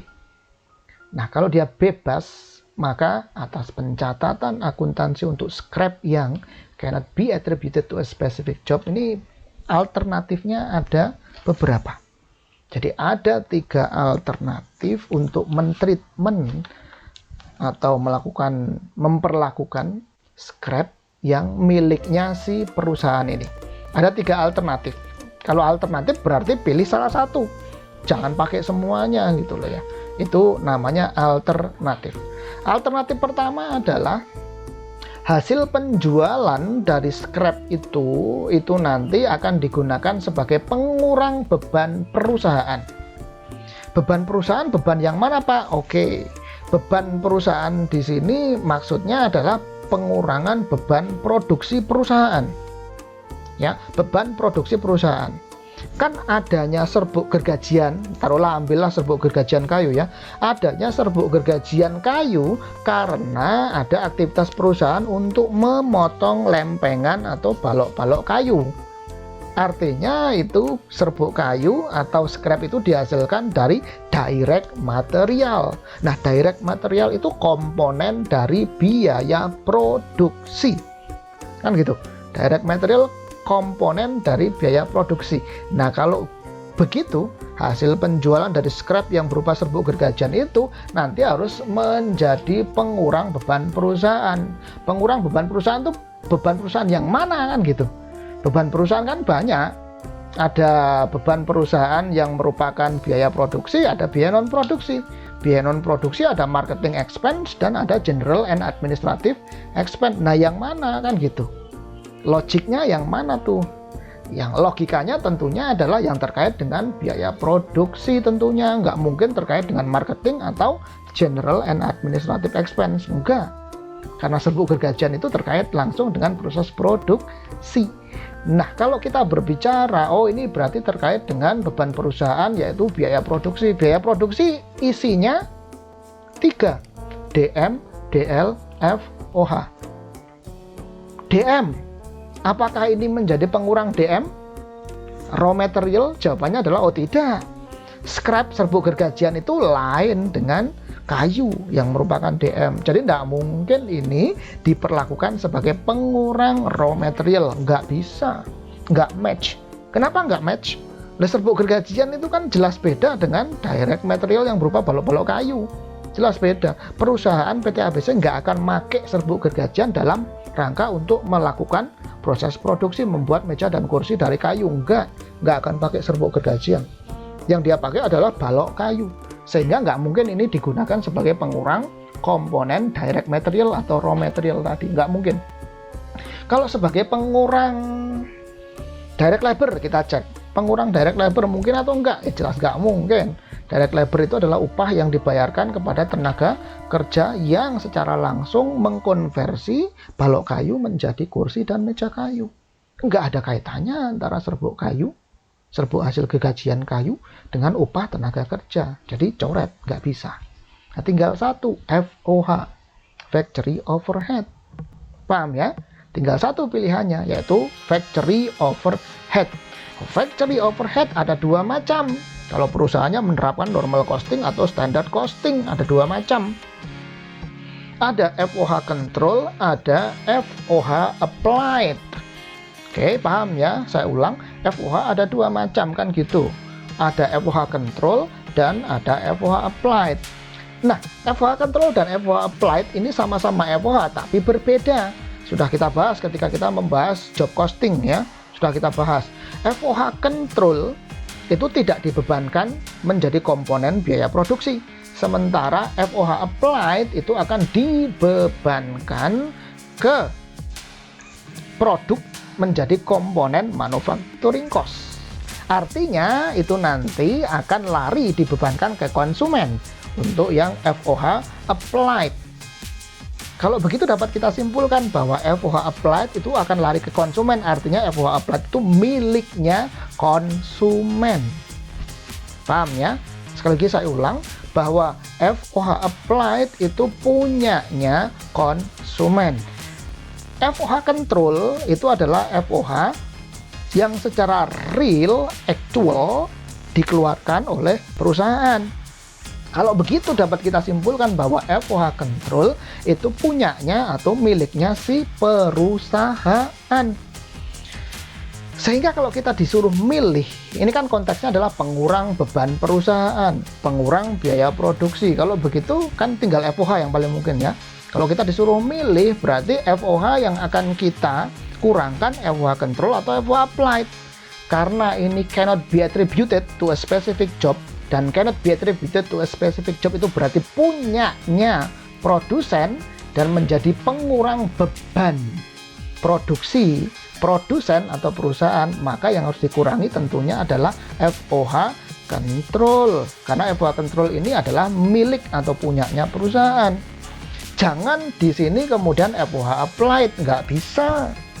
Kenapa nggak bisa FOH applied? Pertama, FOH applied itu adalah akan dibebankan ke konsumen, sehingga ini punyanya konsumen kalau FOA applied itu. Nah, kemudian yang kedua, alasan yang kedua kenapa di sini tidak bisa FOA applied adalah ingat bahwa FOA applied itu saldo normalnya ada di sisi kredit. Artinya kalau di sini ini hasil penjualan atas scrap itu kan berarti mendatangkan cash atau account receivable kan gitu. Cash atau account receivable di debit. Nah, kreditnya apa? Kreditnya kalau di kredit di sini adalah FOA applied, itu nggak mungkin, nggak make sense, nggak masuk akal. Kenapa? FOA applied itu ada di sisi kredit saldo normalnya. Berarti kalau di sisi kredit FOA applied bertambah, itu FOH-nya bertambah. FOA applied bertambah artinya beban biaya produksi atau manufacturing cost si konsumen bertambah. Lah, ada urusan apa gitu loh? Uang ini scrap yang dihasilkannya ini cannot be attributed to a specific job, kok kemudian konsumennya ketempuhan ditambahi biaya FOH. Itu nggak boleh seperti itu. Kenapa nggak make sense lagi? Uang ini scrap ini mendatangkan duit. Duitnya itu yang nerima perusahaan, kok kemudian expense-nya masih aja dibebankan kepada konsumen. Itu nggak make sense, nggak boleh, nggak bisa. Itu namanya bohong, nggak jujur, tidak amanah. Ngerti ya? Jadi sehingga di sini karena pengurang beban perusahaan, DM, DL udah coret tadi ya, nggak make sense kalau ditandingkan dengan DM, DL. Satu-satunya yang bisa ditandingin adalah dengan FOH. Nah, FOH-nya tinggal dipilih applied atau control. Nah, ternyata yang punya perusahaan, bebannya perusahaan itu adalah control, sehingga FOH controlnya harus dikredit. FOH control dikredit itu artinya berkurang, sehingga make sense dengan dan klop dengan pengurang beban perusahaan. Artinya FOH controlnya berkurang, yaitu dikredit, sehingga jurnalnya adalah cash pada FOH control. Oke. Jadi ketika serbuk gergajiannya itu dijual gitu ya, taruhlah demikian, ketika serbuk gergajinya dijual, maka kemudian cash yang diterima oleh PT ABC itu digunakan sebagai pengurang FOH control. Tentu saja ini sebagai benefit dari si perusahaan, bukan benefitnya si konsumen. Kalau yang ini tadi, yang can be attributed to a specific job, ini benefitnya bagi si konsumen. Loh Pak, kok benefit bagi konsumen? Loh iya, uang ini work in prosesnya berkurang. Kalau work in prosesnya berkurang, maka kemudian FG-nya berkurang. FG-nya berkurang, harga jualnya tentunya lebih kecil. Sehingga benefit ini bagi si konsumen. Kenapa benefit bagi si konsumen? Karena scrap-nya itu can be attributed to a specific job. Oke, ini alternatif yang pertama. Scrap cannot be attributed to a specific job. Jadi pengurang beban perusahaan. Alternatif yang kedua adalah sebagai penyesuaian terhadap akun COGS atau dilakukan COGS adjustment, penyesuaian atas COGS. Penyesuaian atas COGS di sini tentu saja adalah sebagai pengurang COGS. Karena ini kan scrapnya dijual. Scrap dijual itu berarti revenue. COGS itu adalah expense atau beban, kan gitu. Maka matching cost against revenue. Maka revenue-nya adalah cash yang diterima dari hasil penjualan scrap. Kemudian cost-nya atau expense-nya adalah cost of goods sold, di kredit berkurang. Sehingga jurnalnya adalah cash pada COGS. Paham ya? Itu alternatif kedua. Kemudian alternatif yang ketiga, hasil penjualan dari scrap. Ingat, ini konteks pembahasannya adalah hasil penjualan dari scrap. Alternatif yang ketiga, cannot be attributed to a specific job, bahwa hasil penjualan dari scrap itu akan ditreatment sebagai pendapatan lain atau revenue lain perusahaan, atau dengan kata lain merupakan other income. Nah, other income-nya itu merupakan revenue from scrap sales. Revenue from scrap sales. Kalau dia merupakan other income, kalau kita bayangkan itu income statement, maka ini revenue from scrap sale ini letaknya di bawah operating income. Nggak boleh diletakkan di paling atas di kolom sales, di baris sales, nggak bisa. Kenapa? Karena sales itu merupakan hasil penjualan dari produk utama perusahaan.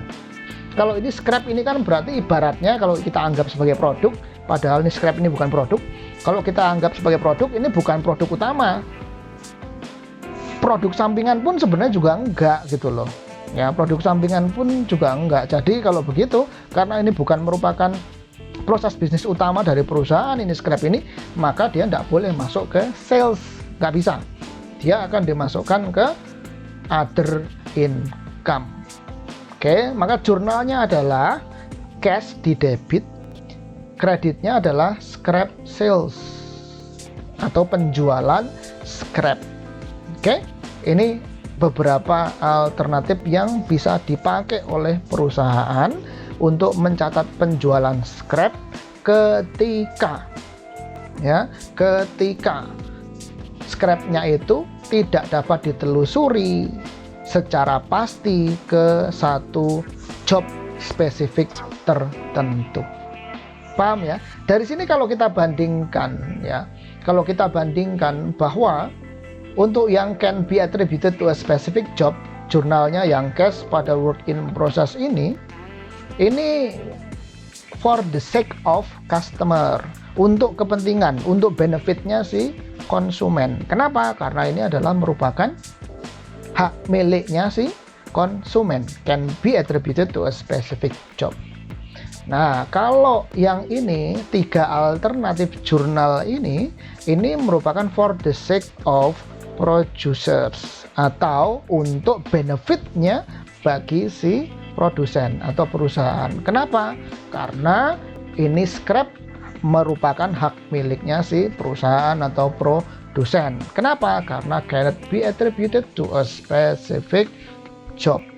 Nah, kalau begitu, kalau kita lihat ini 3 alternatif ini kan pasti merupakan keuntungan bagi perusahaan. Kita lihat aja, FOA control berkurang, artinya beban perusahaan berkurang, keuntungan bagi perusahaan.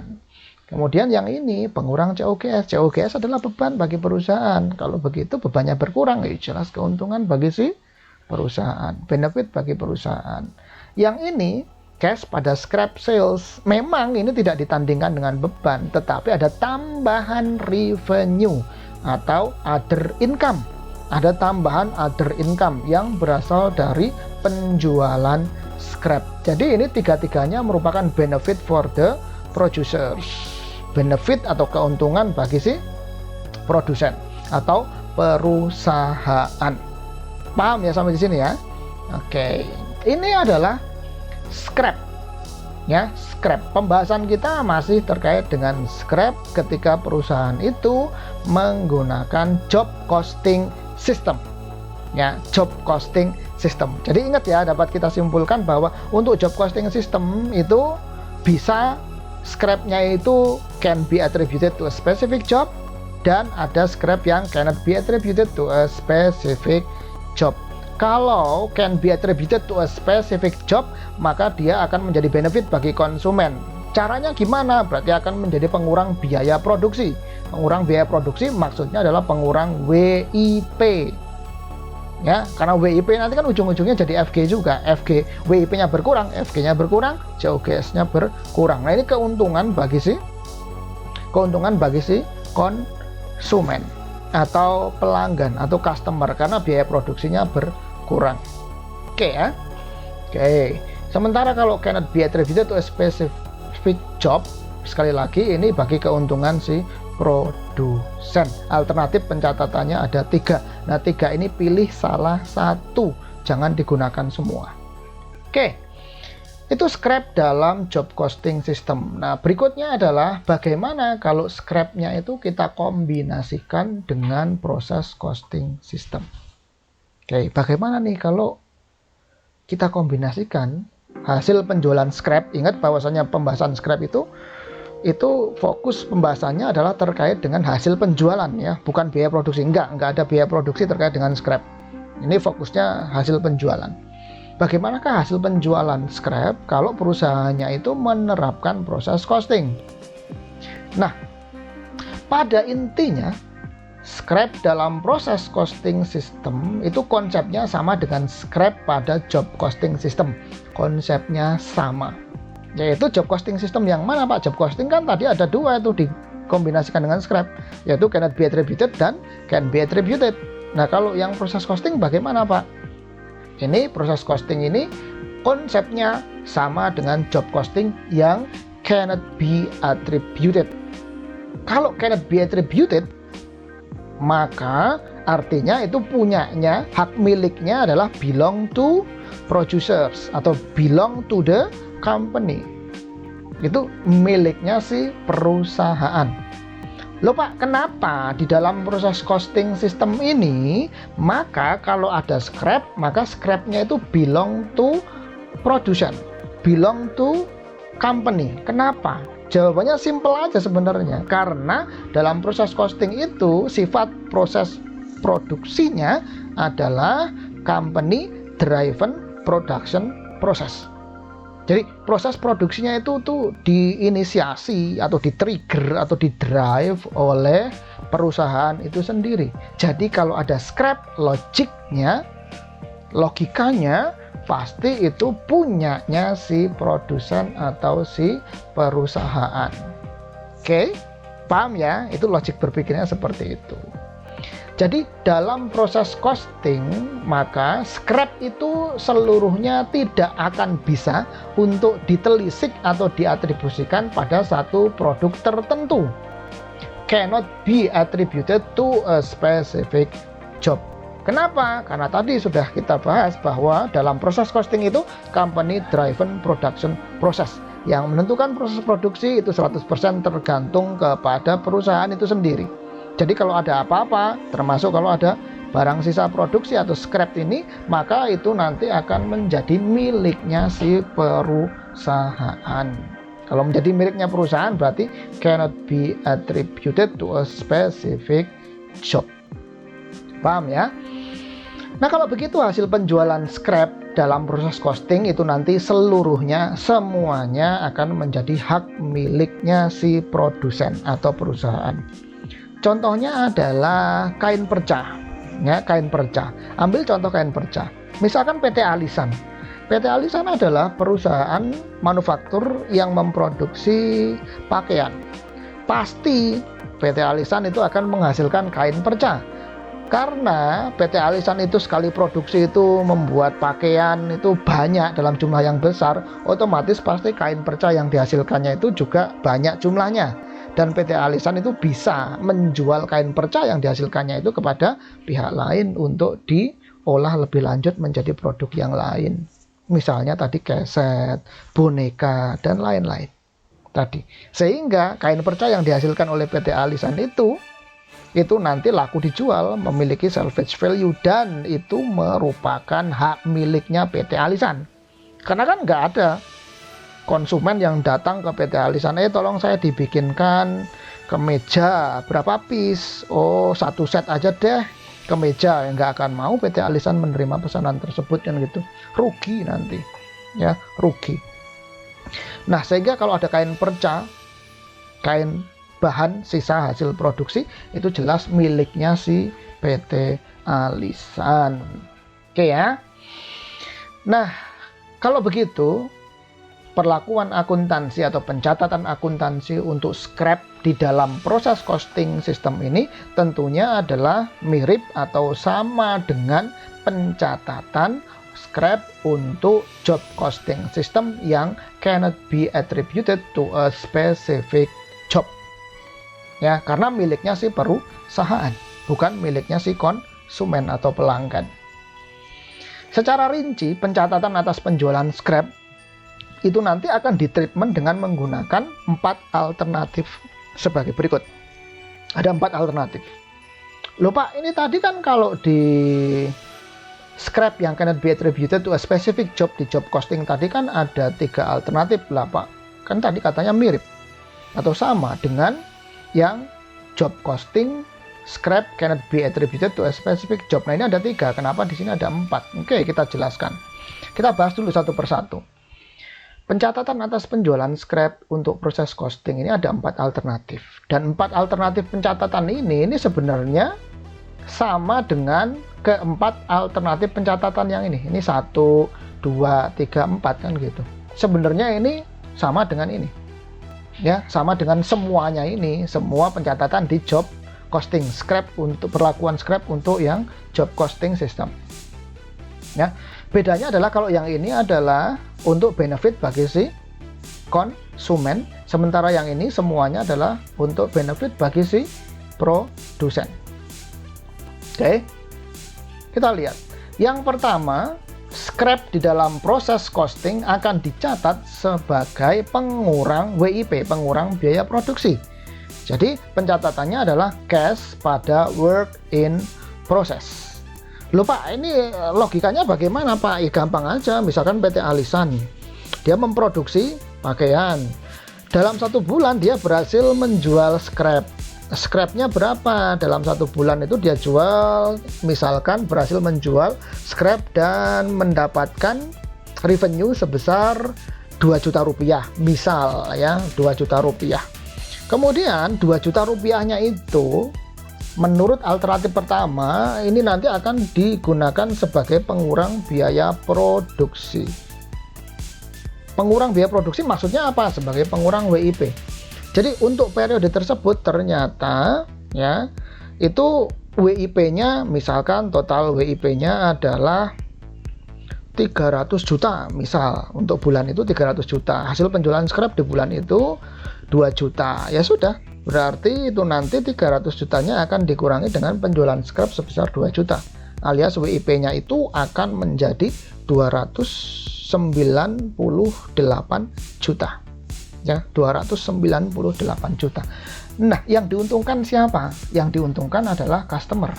Kenapa? Karena biaya produksi untuk menghasilkan atau membuat pakaian itu yang awalnya 300 juta, ini cuma sekarang berkurang 2 juta menjadi cuma 298 juta rupiah. Nah, kalau biaya produksinya itu mengecil, maka nanti harga jualnya logikanya juga bisa menjadi lebih murah. Kalau harga jualnya menjadi lebih murah, yang diuntungkan siapa? Yang diuntungkan adalah customer. Paham ya? Oke. Kemudian bisa juga scrap yang dijual oleh PT Alisan itu ditreatment sebagai pengurang beban perusahaan. Dalam hal ini adalah pengurang FOH control. Kalau pengurang FOH control sama dengan di atas tadi, pencatatannya adalah cash pada FOH control. FOH control sebagai beban perusahaan itu akan berkurang di kredit. Bisa juga alternatif berikutnya digunakan sebagai adjustment untuk COGS. Adjustment untuk COGS di sini maksudnya adalah COGS-nya akan berkurang. COGS berkurang itu artinya adalah COGS-nya akan dikredit. Sehingga jurnalnya adalah cash pada COGS. Cash-nya di debit, COGS-nya di kredit. Bisa juga alternatif yang ketiga dilaporkan sebagai pendapatan lain atau other income, yakni revenue from scrap sales. Sehingga jurnalnya adalah cash pada scrap sales. Nah, yang 3 alternatif ini, pengurang FOH control, pengurang COGS, dan sebagai other income, revenue from scrap sales, ini adalah for the benefit of producers. For the benefit of producers. Bedanya apa Pak? Yang ini for the benefit of producer dan for the benefit of customer. Loh beda. Kalau yang atas for the benefit of customer, ini yang diuntungkan adalah customer. Ini nanti harga jualnya bisa ditekan menjadi lebih murah. Kenapa? Karena biaya produksi, ya ini work in process-nya berkurang. Yang diuntungkan konsumen. Sementara kalau yang ini, konsumen sama sekali nggak ada diuntungkannya. Nggak. Konsumen sama sekali tidak diuntungkan kalau yang 3 ini. Yang diuntungkan murni ini adalah produsen. Kenapa? Karena di sini biaya produksinya nggak ada yang berkurang. Ya, biaya produksinya nggak ada yang berkurang nih di sini. Di 3 ini, apa ada pengurangan biaya produksi? Nggak ada. Loh Pak, ini kan FOH Pak.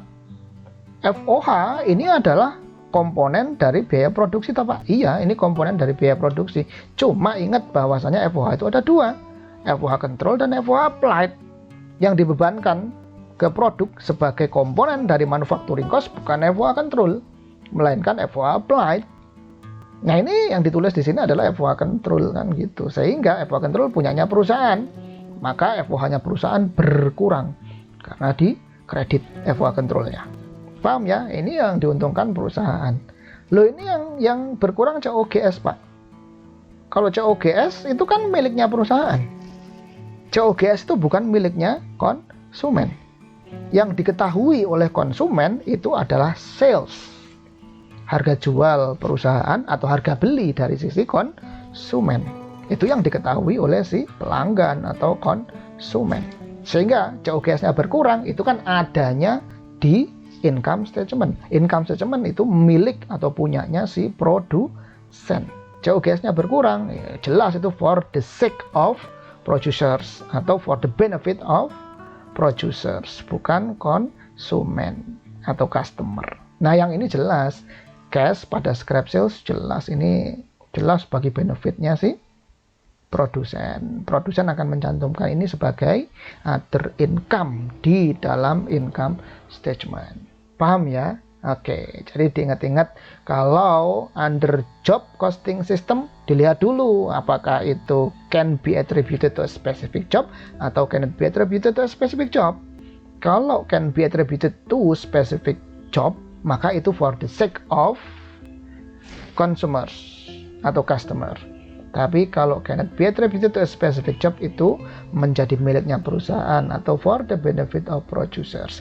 Karena di dalam proses costing itu proses produknya bersifat company driven production process, maka kalau ada scrap itu jelas miliknya si produsen. Kalau miliknya si produsen, maka produsen bebas untuk mencatatnya. Apakah sebagai pengurang biaya produksi atau pengurang beban perusahaan, FOH control, atau pengurang COGS, atau penambah income, yaitu other income. Pak, kalau begitu, kalau yang di dalam proses costing ini, kalau perusahaan memilih untuk for the benefit of producer aja, boleh nggak Pak? Oh, sangat boleh sekali, dan memang harus itu for the benefit of producer. Tapi kalau kemudian perusahaan mau menggunakan yang ini Pak, for the benefit of customer, boleh nggak Pak? Boleh. Di dalam proses costing, boleh. Nggak ada masalah. Boleh saja, dan itu sah, nggak dosa, nggak zalim. Kenapa? Loh Pak, dalam hal apa kemudian for the benefit of customer ini Pak? Ini dalam rangka untuk kemudian si perusahaan itu mau menekan harga jual, ya kan lumayan toh. Tadi kan contohnya di PT Alisan tadi dia berhasil menjual kain perca itu dalam 1 bulan misalkan 2 juta. Biaya produksi WIP-nya itu dalam 1 bulan tadi katakanlah 300 juta kan gitu. Nah, 300 juta dibandingkan dengan 298 juta itu kan berarti lebih murah yang 298 juta. Kalau kalau biaya produksinya itu lebih murah, maka nanti harga jualnya atau selling price-nya menjadi lebih murah. Kalau selling price-nya lebih murah, maka kemudian makin banyak pelanggan atau customer yang kemudian membeli produknya PT Alisan. Ya ujung-ujungnya for the sake atau for the benefit of company juga. Tapi itu kalau perusahaan memakai alternatif yang ini bisa dijadikan strategi bisnis. Maksudnya bagaimana? Untuk menekan biaya produksi. Sehingga kalau dia bisa menekan biaya produksi, maka kemudian dia bisa ngejual barang itu nggak terlalu mahal-mahal amat. Kalau barang yang dijual itu nggak terlalu mahal, maka pelanggan atau customer akan tertarik ngebeli sehingga omsetnya naik. Omsetnya naik, maka salesnya akan meningkat. Jadi ujung-ujungnya tetap perusahaan yang diuntungkan. Paham ya? Jadi ini bisa dijadikan strategi bisnis. Jadi tetap sebenarnya untung-untung yang mendapatkan keuntungan ini sebenarnya semuanya ya perusahaan. Cuman kalau yang ini keuntungannya jangka panjang. Kalau yang ini keuntungannya jangka pendek. Oke. Nah, ini kita sudah bahas scrap dalam job costing, kemudian scrap dalam proses costing juga sudah kita bahas panjang lebar. Kemudian sekarang kita lihat contohnya supaya lebih dapat gambaran lagi. Sekarang kita lihat contohnya. Misal ada satu contoh yang saya ambilkan dari bukunya Pak Carter. Ada satu soal. Ada perusahaan namanya Tyler Metal Fabricators. Dia itu mengakumulasikan fairly large quantities of metal shavings and trimming from the products it manufactures. Jadi intinya ada perusahaan namanya Tyler Metal Fabricators. Dia itu mengolah besi menjadi produk lah ya. Kemudian besinya itu dipotong-potong, diserut gitu ya, dibentuk. Maka kemudian nanti ada kayak serbuk gergajian tadi, itu ada serbuk atau bubuk potongan-potongan kecil dari metal atau besi, dan ini laku dijual ya. At least once a month, the scrap metal is sold to a local smelter for reprocessing. Jadi serbuk-serbuk atau potongan kecil dari besi itu kemudian laku dijual. Ada pengepul yang ngambil itu serbuk dan potongan-potongan kecil metal itu, kemudian itu diproses ulang, dilelehkan di smelter. Dilelehkan, dimasukkan dalam tungku, dilelehkan untuk menjadi lempengan besi lagi. This month's scrap sales on account total $1,650. Di bulan ini penjualan scrap totalnya adalah $1.650. Ingat bahwa fokus akuntansi untuk scrap itu adalah terletak di hasil penjualan atas scrap. Dan ingat bahwasanya scrap itu pasti punya salvage value. Dan untuk bulan ini Tyler Metal Fabricators berhasil mendapatkan revenue sebesar $1.650. Namun on account, jadi dia tidak mendapatkan cash, tapi dia si Tyler Metal Fabricators punya piutang atau account receivable. Requirementnya, give the general journal entry to record the sale of the scrap for each of the following alternatives. Alternatif pertama, the scrap sales are viewed as additional revenue, sebagai penambah revenue, berarti yang other income. Yang kedua, the scrap sales are viewed as a reduction of the COGS, cost of goods sold, sebagai pengurang COGS adjustment. Yang ketiga, the scrap sales are viewed as a reduction of FOH, factory overhead. Tentunya pasti pengurang FOH control, bukan FOH applied. Yang keempat, the scrap sales are traceable to individual jobs and are viewed as a reduction in the cost of material used on the jobs. Nah, requirement 1, 2, 3, 4 ini bukan berarti kemudian barengan gitu ya, kumulatif semuanya dicatat, enggak. Artinya Tyler Metal Fabricators ini harus milih salah satu di antara keempat alternatif ini, enggak boleh kemudian semuanya dicatat. Oke, kita kerjakan bagaimana treatment akuntansinya. Berarti dari soal ini yang diketahui adalah bahwa ada salvage value atas scrap sebesar 1.650. Ini poin yang diketahui. Langsung saja kita lihat jurnal, karena yang diminta adalah jurnal, accounting treatment, langsung kepada jurnal. Maka yang pertama tadi adalah the scrap sales are viewed as additional revenue. Oke, berarti revenue di treatment sebagai yang nomor satu itu revenue, scrapnya di treatment sebagai revenue lain bagi perusahaan. Atau dengan kata lain merupakan other income, revenue from scrap sale. Ya jurnalnya gampang, berarti yang di debit adalah account receivable karena on account, kemudian yang dikredit adalah scrap sales sebesar 1.650. Account receivable lambat laun itu kemudian akan dikonversi menjadi cash, masuk di balance sheet. Dan scrap sales ini, ingat, ini merupakan revenue. Kalau revenue berarti masuk di dalam income statement. Masuk di dalam income statement, tidak boleh diletakkan di paling atas sebagai sales revenue, nggak boleh. Kenapa? Karena ini adalah scrap. Scrap itu sekali lagi bukan produk. Kalau dia bukan produk, maka kemudian ada revenue, tapi maka kemudian akan dimasukkan sebagai other income. Di bawahnya income from operation atau operating income. Sehingga di sini scrap sales ini akan masuk sebagai other income di income statement. Kan kalau kita lihat di income statement, maka ya yang jurnal nomor 1 ini, treatment yang pertama ini sebagai other income, maka nanti scrap salesnya yang ini, ya scrap sales yang ini akan dimasukkan sebagai other income di sini, komponen dari other income di sini ya. Oke, itu yang pertama. Kemudian yang kedua tadi, ya yang kedua tadi adalah the scrap sales are viewed as a reduction of the COGS. Berarti ini for the sake or benefit of producers, sebagai pengurang COGS. Oh ya sudah. Kalau gitu yang kedua ini jurnalnya debit account receivable, kreditnya COGS. Account receivable bertambah, COGS berkurang sebesar 1.650. Nah, ini nanti COGS-nya di income statement itu ada adjustment, dikurangi sebesar 1.650. Jadi kalau kita lihat di income statement, nanti alternatif yang kedua ini sebagai pengurang COGS, nanti di sini ada COGS yang di-adjust, sehingga menjadi COGS adjusted. COGS adjusted-nya akan dikurangi 1.650, sehingga letaknya di sini. Oke ya. Oke. Terus alternatif yang ketiga, tadi requirement-nya adalah the scraps are viewed as a reduction of factory overhead, tentu saja FOH control. Jadi account receivable di debit bertambah, FOH control di kredit berkurang sebesar 1.650. Oke Pak, FOH control letaknya di mana di income statement? Tentu saja di income statement letaknya ada di sini. Di dalamnya si COGM. Ya, di dalamnya biaya produksi. Ya, di dalamnya biaya produksi di sini. Oke. Kemudian, lupa kenapa letaknya bukan di COGS? Oh bukan. COGS itu kan setelah barangnya itu pindah tangan, pindah kepemilikan dari produsen ke konsumen.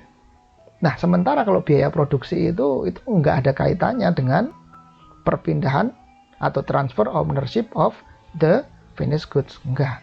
Biaya produksi itu mulai dari semenjak kemudian raw material diproses sampai dengan barangnya itu selesai diolah menjadi finished goods. Nah, kalau pengurang beban perusahaan dalam konteks ini, pengurang biaya produksi untuk for the benefit of the company, berarti pengurang FOH control tentu saja letaknya bukan di COGS.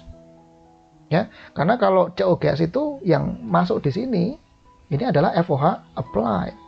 Ya, FOH applied. Jadi kalau ini pengurang biaya produksi yang mana Pak? Ini letaknya ada di dalam COGM. Ya, ada di dalam COGM. Kemudian yang keempat, requirement-nya adalah the scrap sales are traceable to individual jobs and are viewed as a reduction of the cost of material used on the job. Oh, kalau begitu ini maksudnya yang keempat ini adalah bahwa scrap-nya ini miliknya konsumen. Kalau dia miliknya konsumen, maka dia menjadi pengurang biaya produksi atas produk atau job yang bersangkutan. Maka pengurang biaya produksi maksudnya adalah pengurang work in process. Sehingga debitnya account receivable, kreditnya adalah work in process sebesar 1.650. Nah, ini letaknya di mana? Letaknya ada di sini. Di COGM juga kalau di income statement, maka COGM-nya akan berkurang. Ya. Jadi kalau kita gambarkan ke dalam sebuah skenario, maka hasil penjualan atas scrap kita gambarkan ke dalam sebuah chart ya, bukan skenario. Kita gambarkan ke dalam sebuah chart, maka sales of scrap itu kemungkinannya dapat kita lihat sebagai pengurang COGS, sebagai pengurang FOH control, sebagai pengurang biaya produksi which is work in process, dan sebagai other income, penambah revenue. Tapi revenue-nya karena bukan produk perusahaan, maka masuk ke other income. Itu saja alternatifnya. Dan kalau kita lihat ke income statement, maka jangan dihafal ya. Sekali lagi ini jangan dihafal. Treatment atas hasil penjualan scrap adalah 1. Kalau kita runut sesuai dengan yang exercise ini ya, berarti 1 sebagai pengurang, sebagai penambah revenue bagi perusahaan. Karena ini bukan produk, maka nggak boleh revenue-nya dimasukkan di sini, hasil penjualan scrap-nya. Nggak boleh. Karena sales di sini adalah untuk produk perusahaan yang dihasilkan dari proses bisnis utama. Ya, kalau yang bukan utama itu dimasukkannya di sini. Semua yang bukan produk utama perusahaan dimasukkannya di sini. Yang semua yang bukan produk perusahaan, hasil penjualan dari produk perusahaan yang bukan dari produk perusahaan, hasil penjualannya semuanya dimasukkan di other income. Maka hasil penjualan scrap-nya masuk di sini. Kemudian yang kedua sebagai pengurang COGS. Berarti ini adjustment atas COGS. Kemudian yang ketiga adalah sebagai pengurang FOH control. Ini masuk di sini. Di dalamnya biaya produksi. Kemudian sebagai pengurangnya biaya produksi for the sake of customers. Berarti pengurang biaya produksi, WIP-nya berkurang, berarti di dalamnya biaya produksi yang di sini. Itu kalau kita gambarkan chartnya di dalam income statement bentuk sederhana. Oke, paham sampai di sini ya? Jadi ini scrap. Ya, jadi sekali lagi kita simpulkan bahwa scrap itu ada fokusnya terkait dengan accounting treatmentnya, titik fokusnya terletak di dalam hasil penjualan atau revenue atas scrap sales. Kenapa ada scrap sales? Karena scrap itu pasti punya salvage value. Dan alternatifnya dilihat dulu, apakah can be attributed to a specific job atau cannot be attributed to a specific job. Kalau can be attributed to a specific job, maka dia menjadi hak miliknya si konsumen. Artinya menjadi pengurang biaya produksinya si konsumen. Wajib hukumnya. Pengurang WIP. Tapi kalau cannot be attributed to a specific job di dalam job order costing dan juga di dalam proses costing yang pasti cannot be attributed to a specific job, maka alternatif pencatatan hasil penjualannya ada 3 ini. Ya, sebagai pengurang FOH control, sebagai pengurang COGS, dan sebagai penambah revenue, dalam hal ini adalah other income. Oke, paham ya sampai di sini ya? Oke, kalau begitu pembahasan kita terkait dengan scrap sudah tuntas, kita bahas secara panjang lebar dan komprehensif.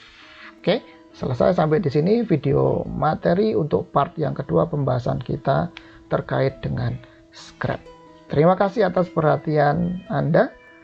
Assalamualaikum warahmatullahi wabarakatuh.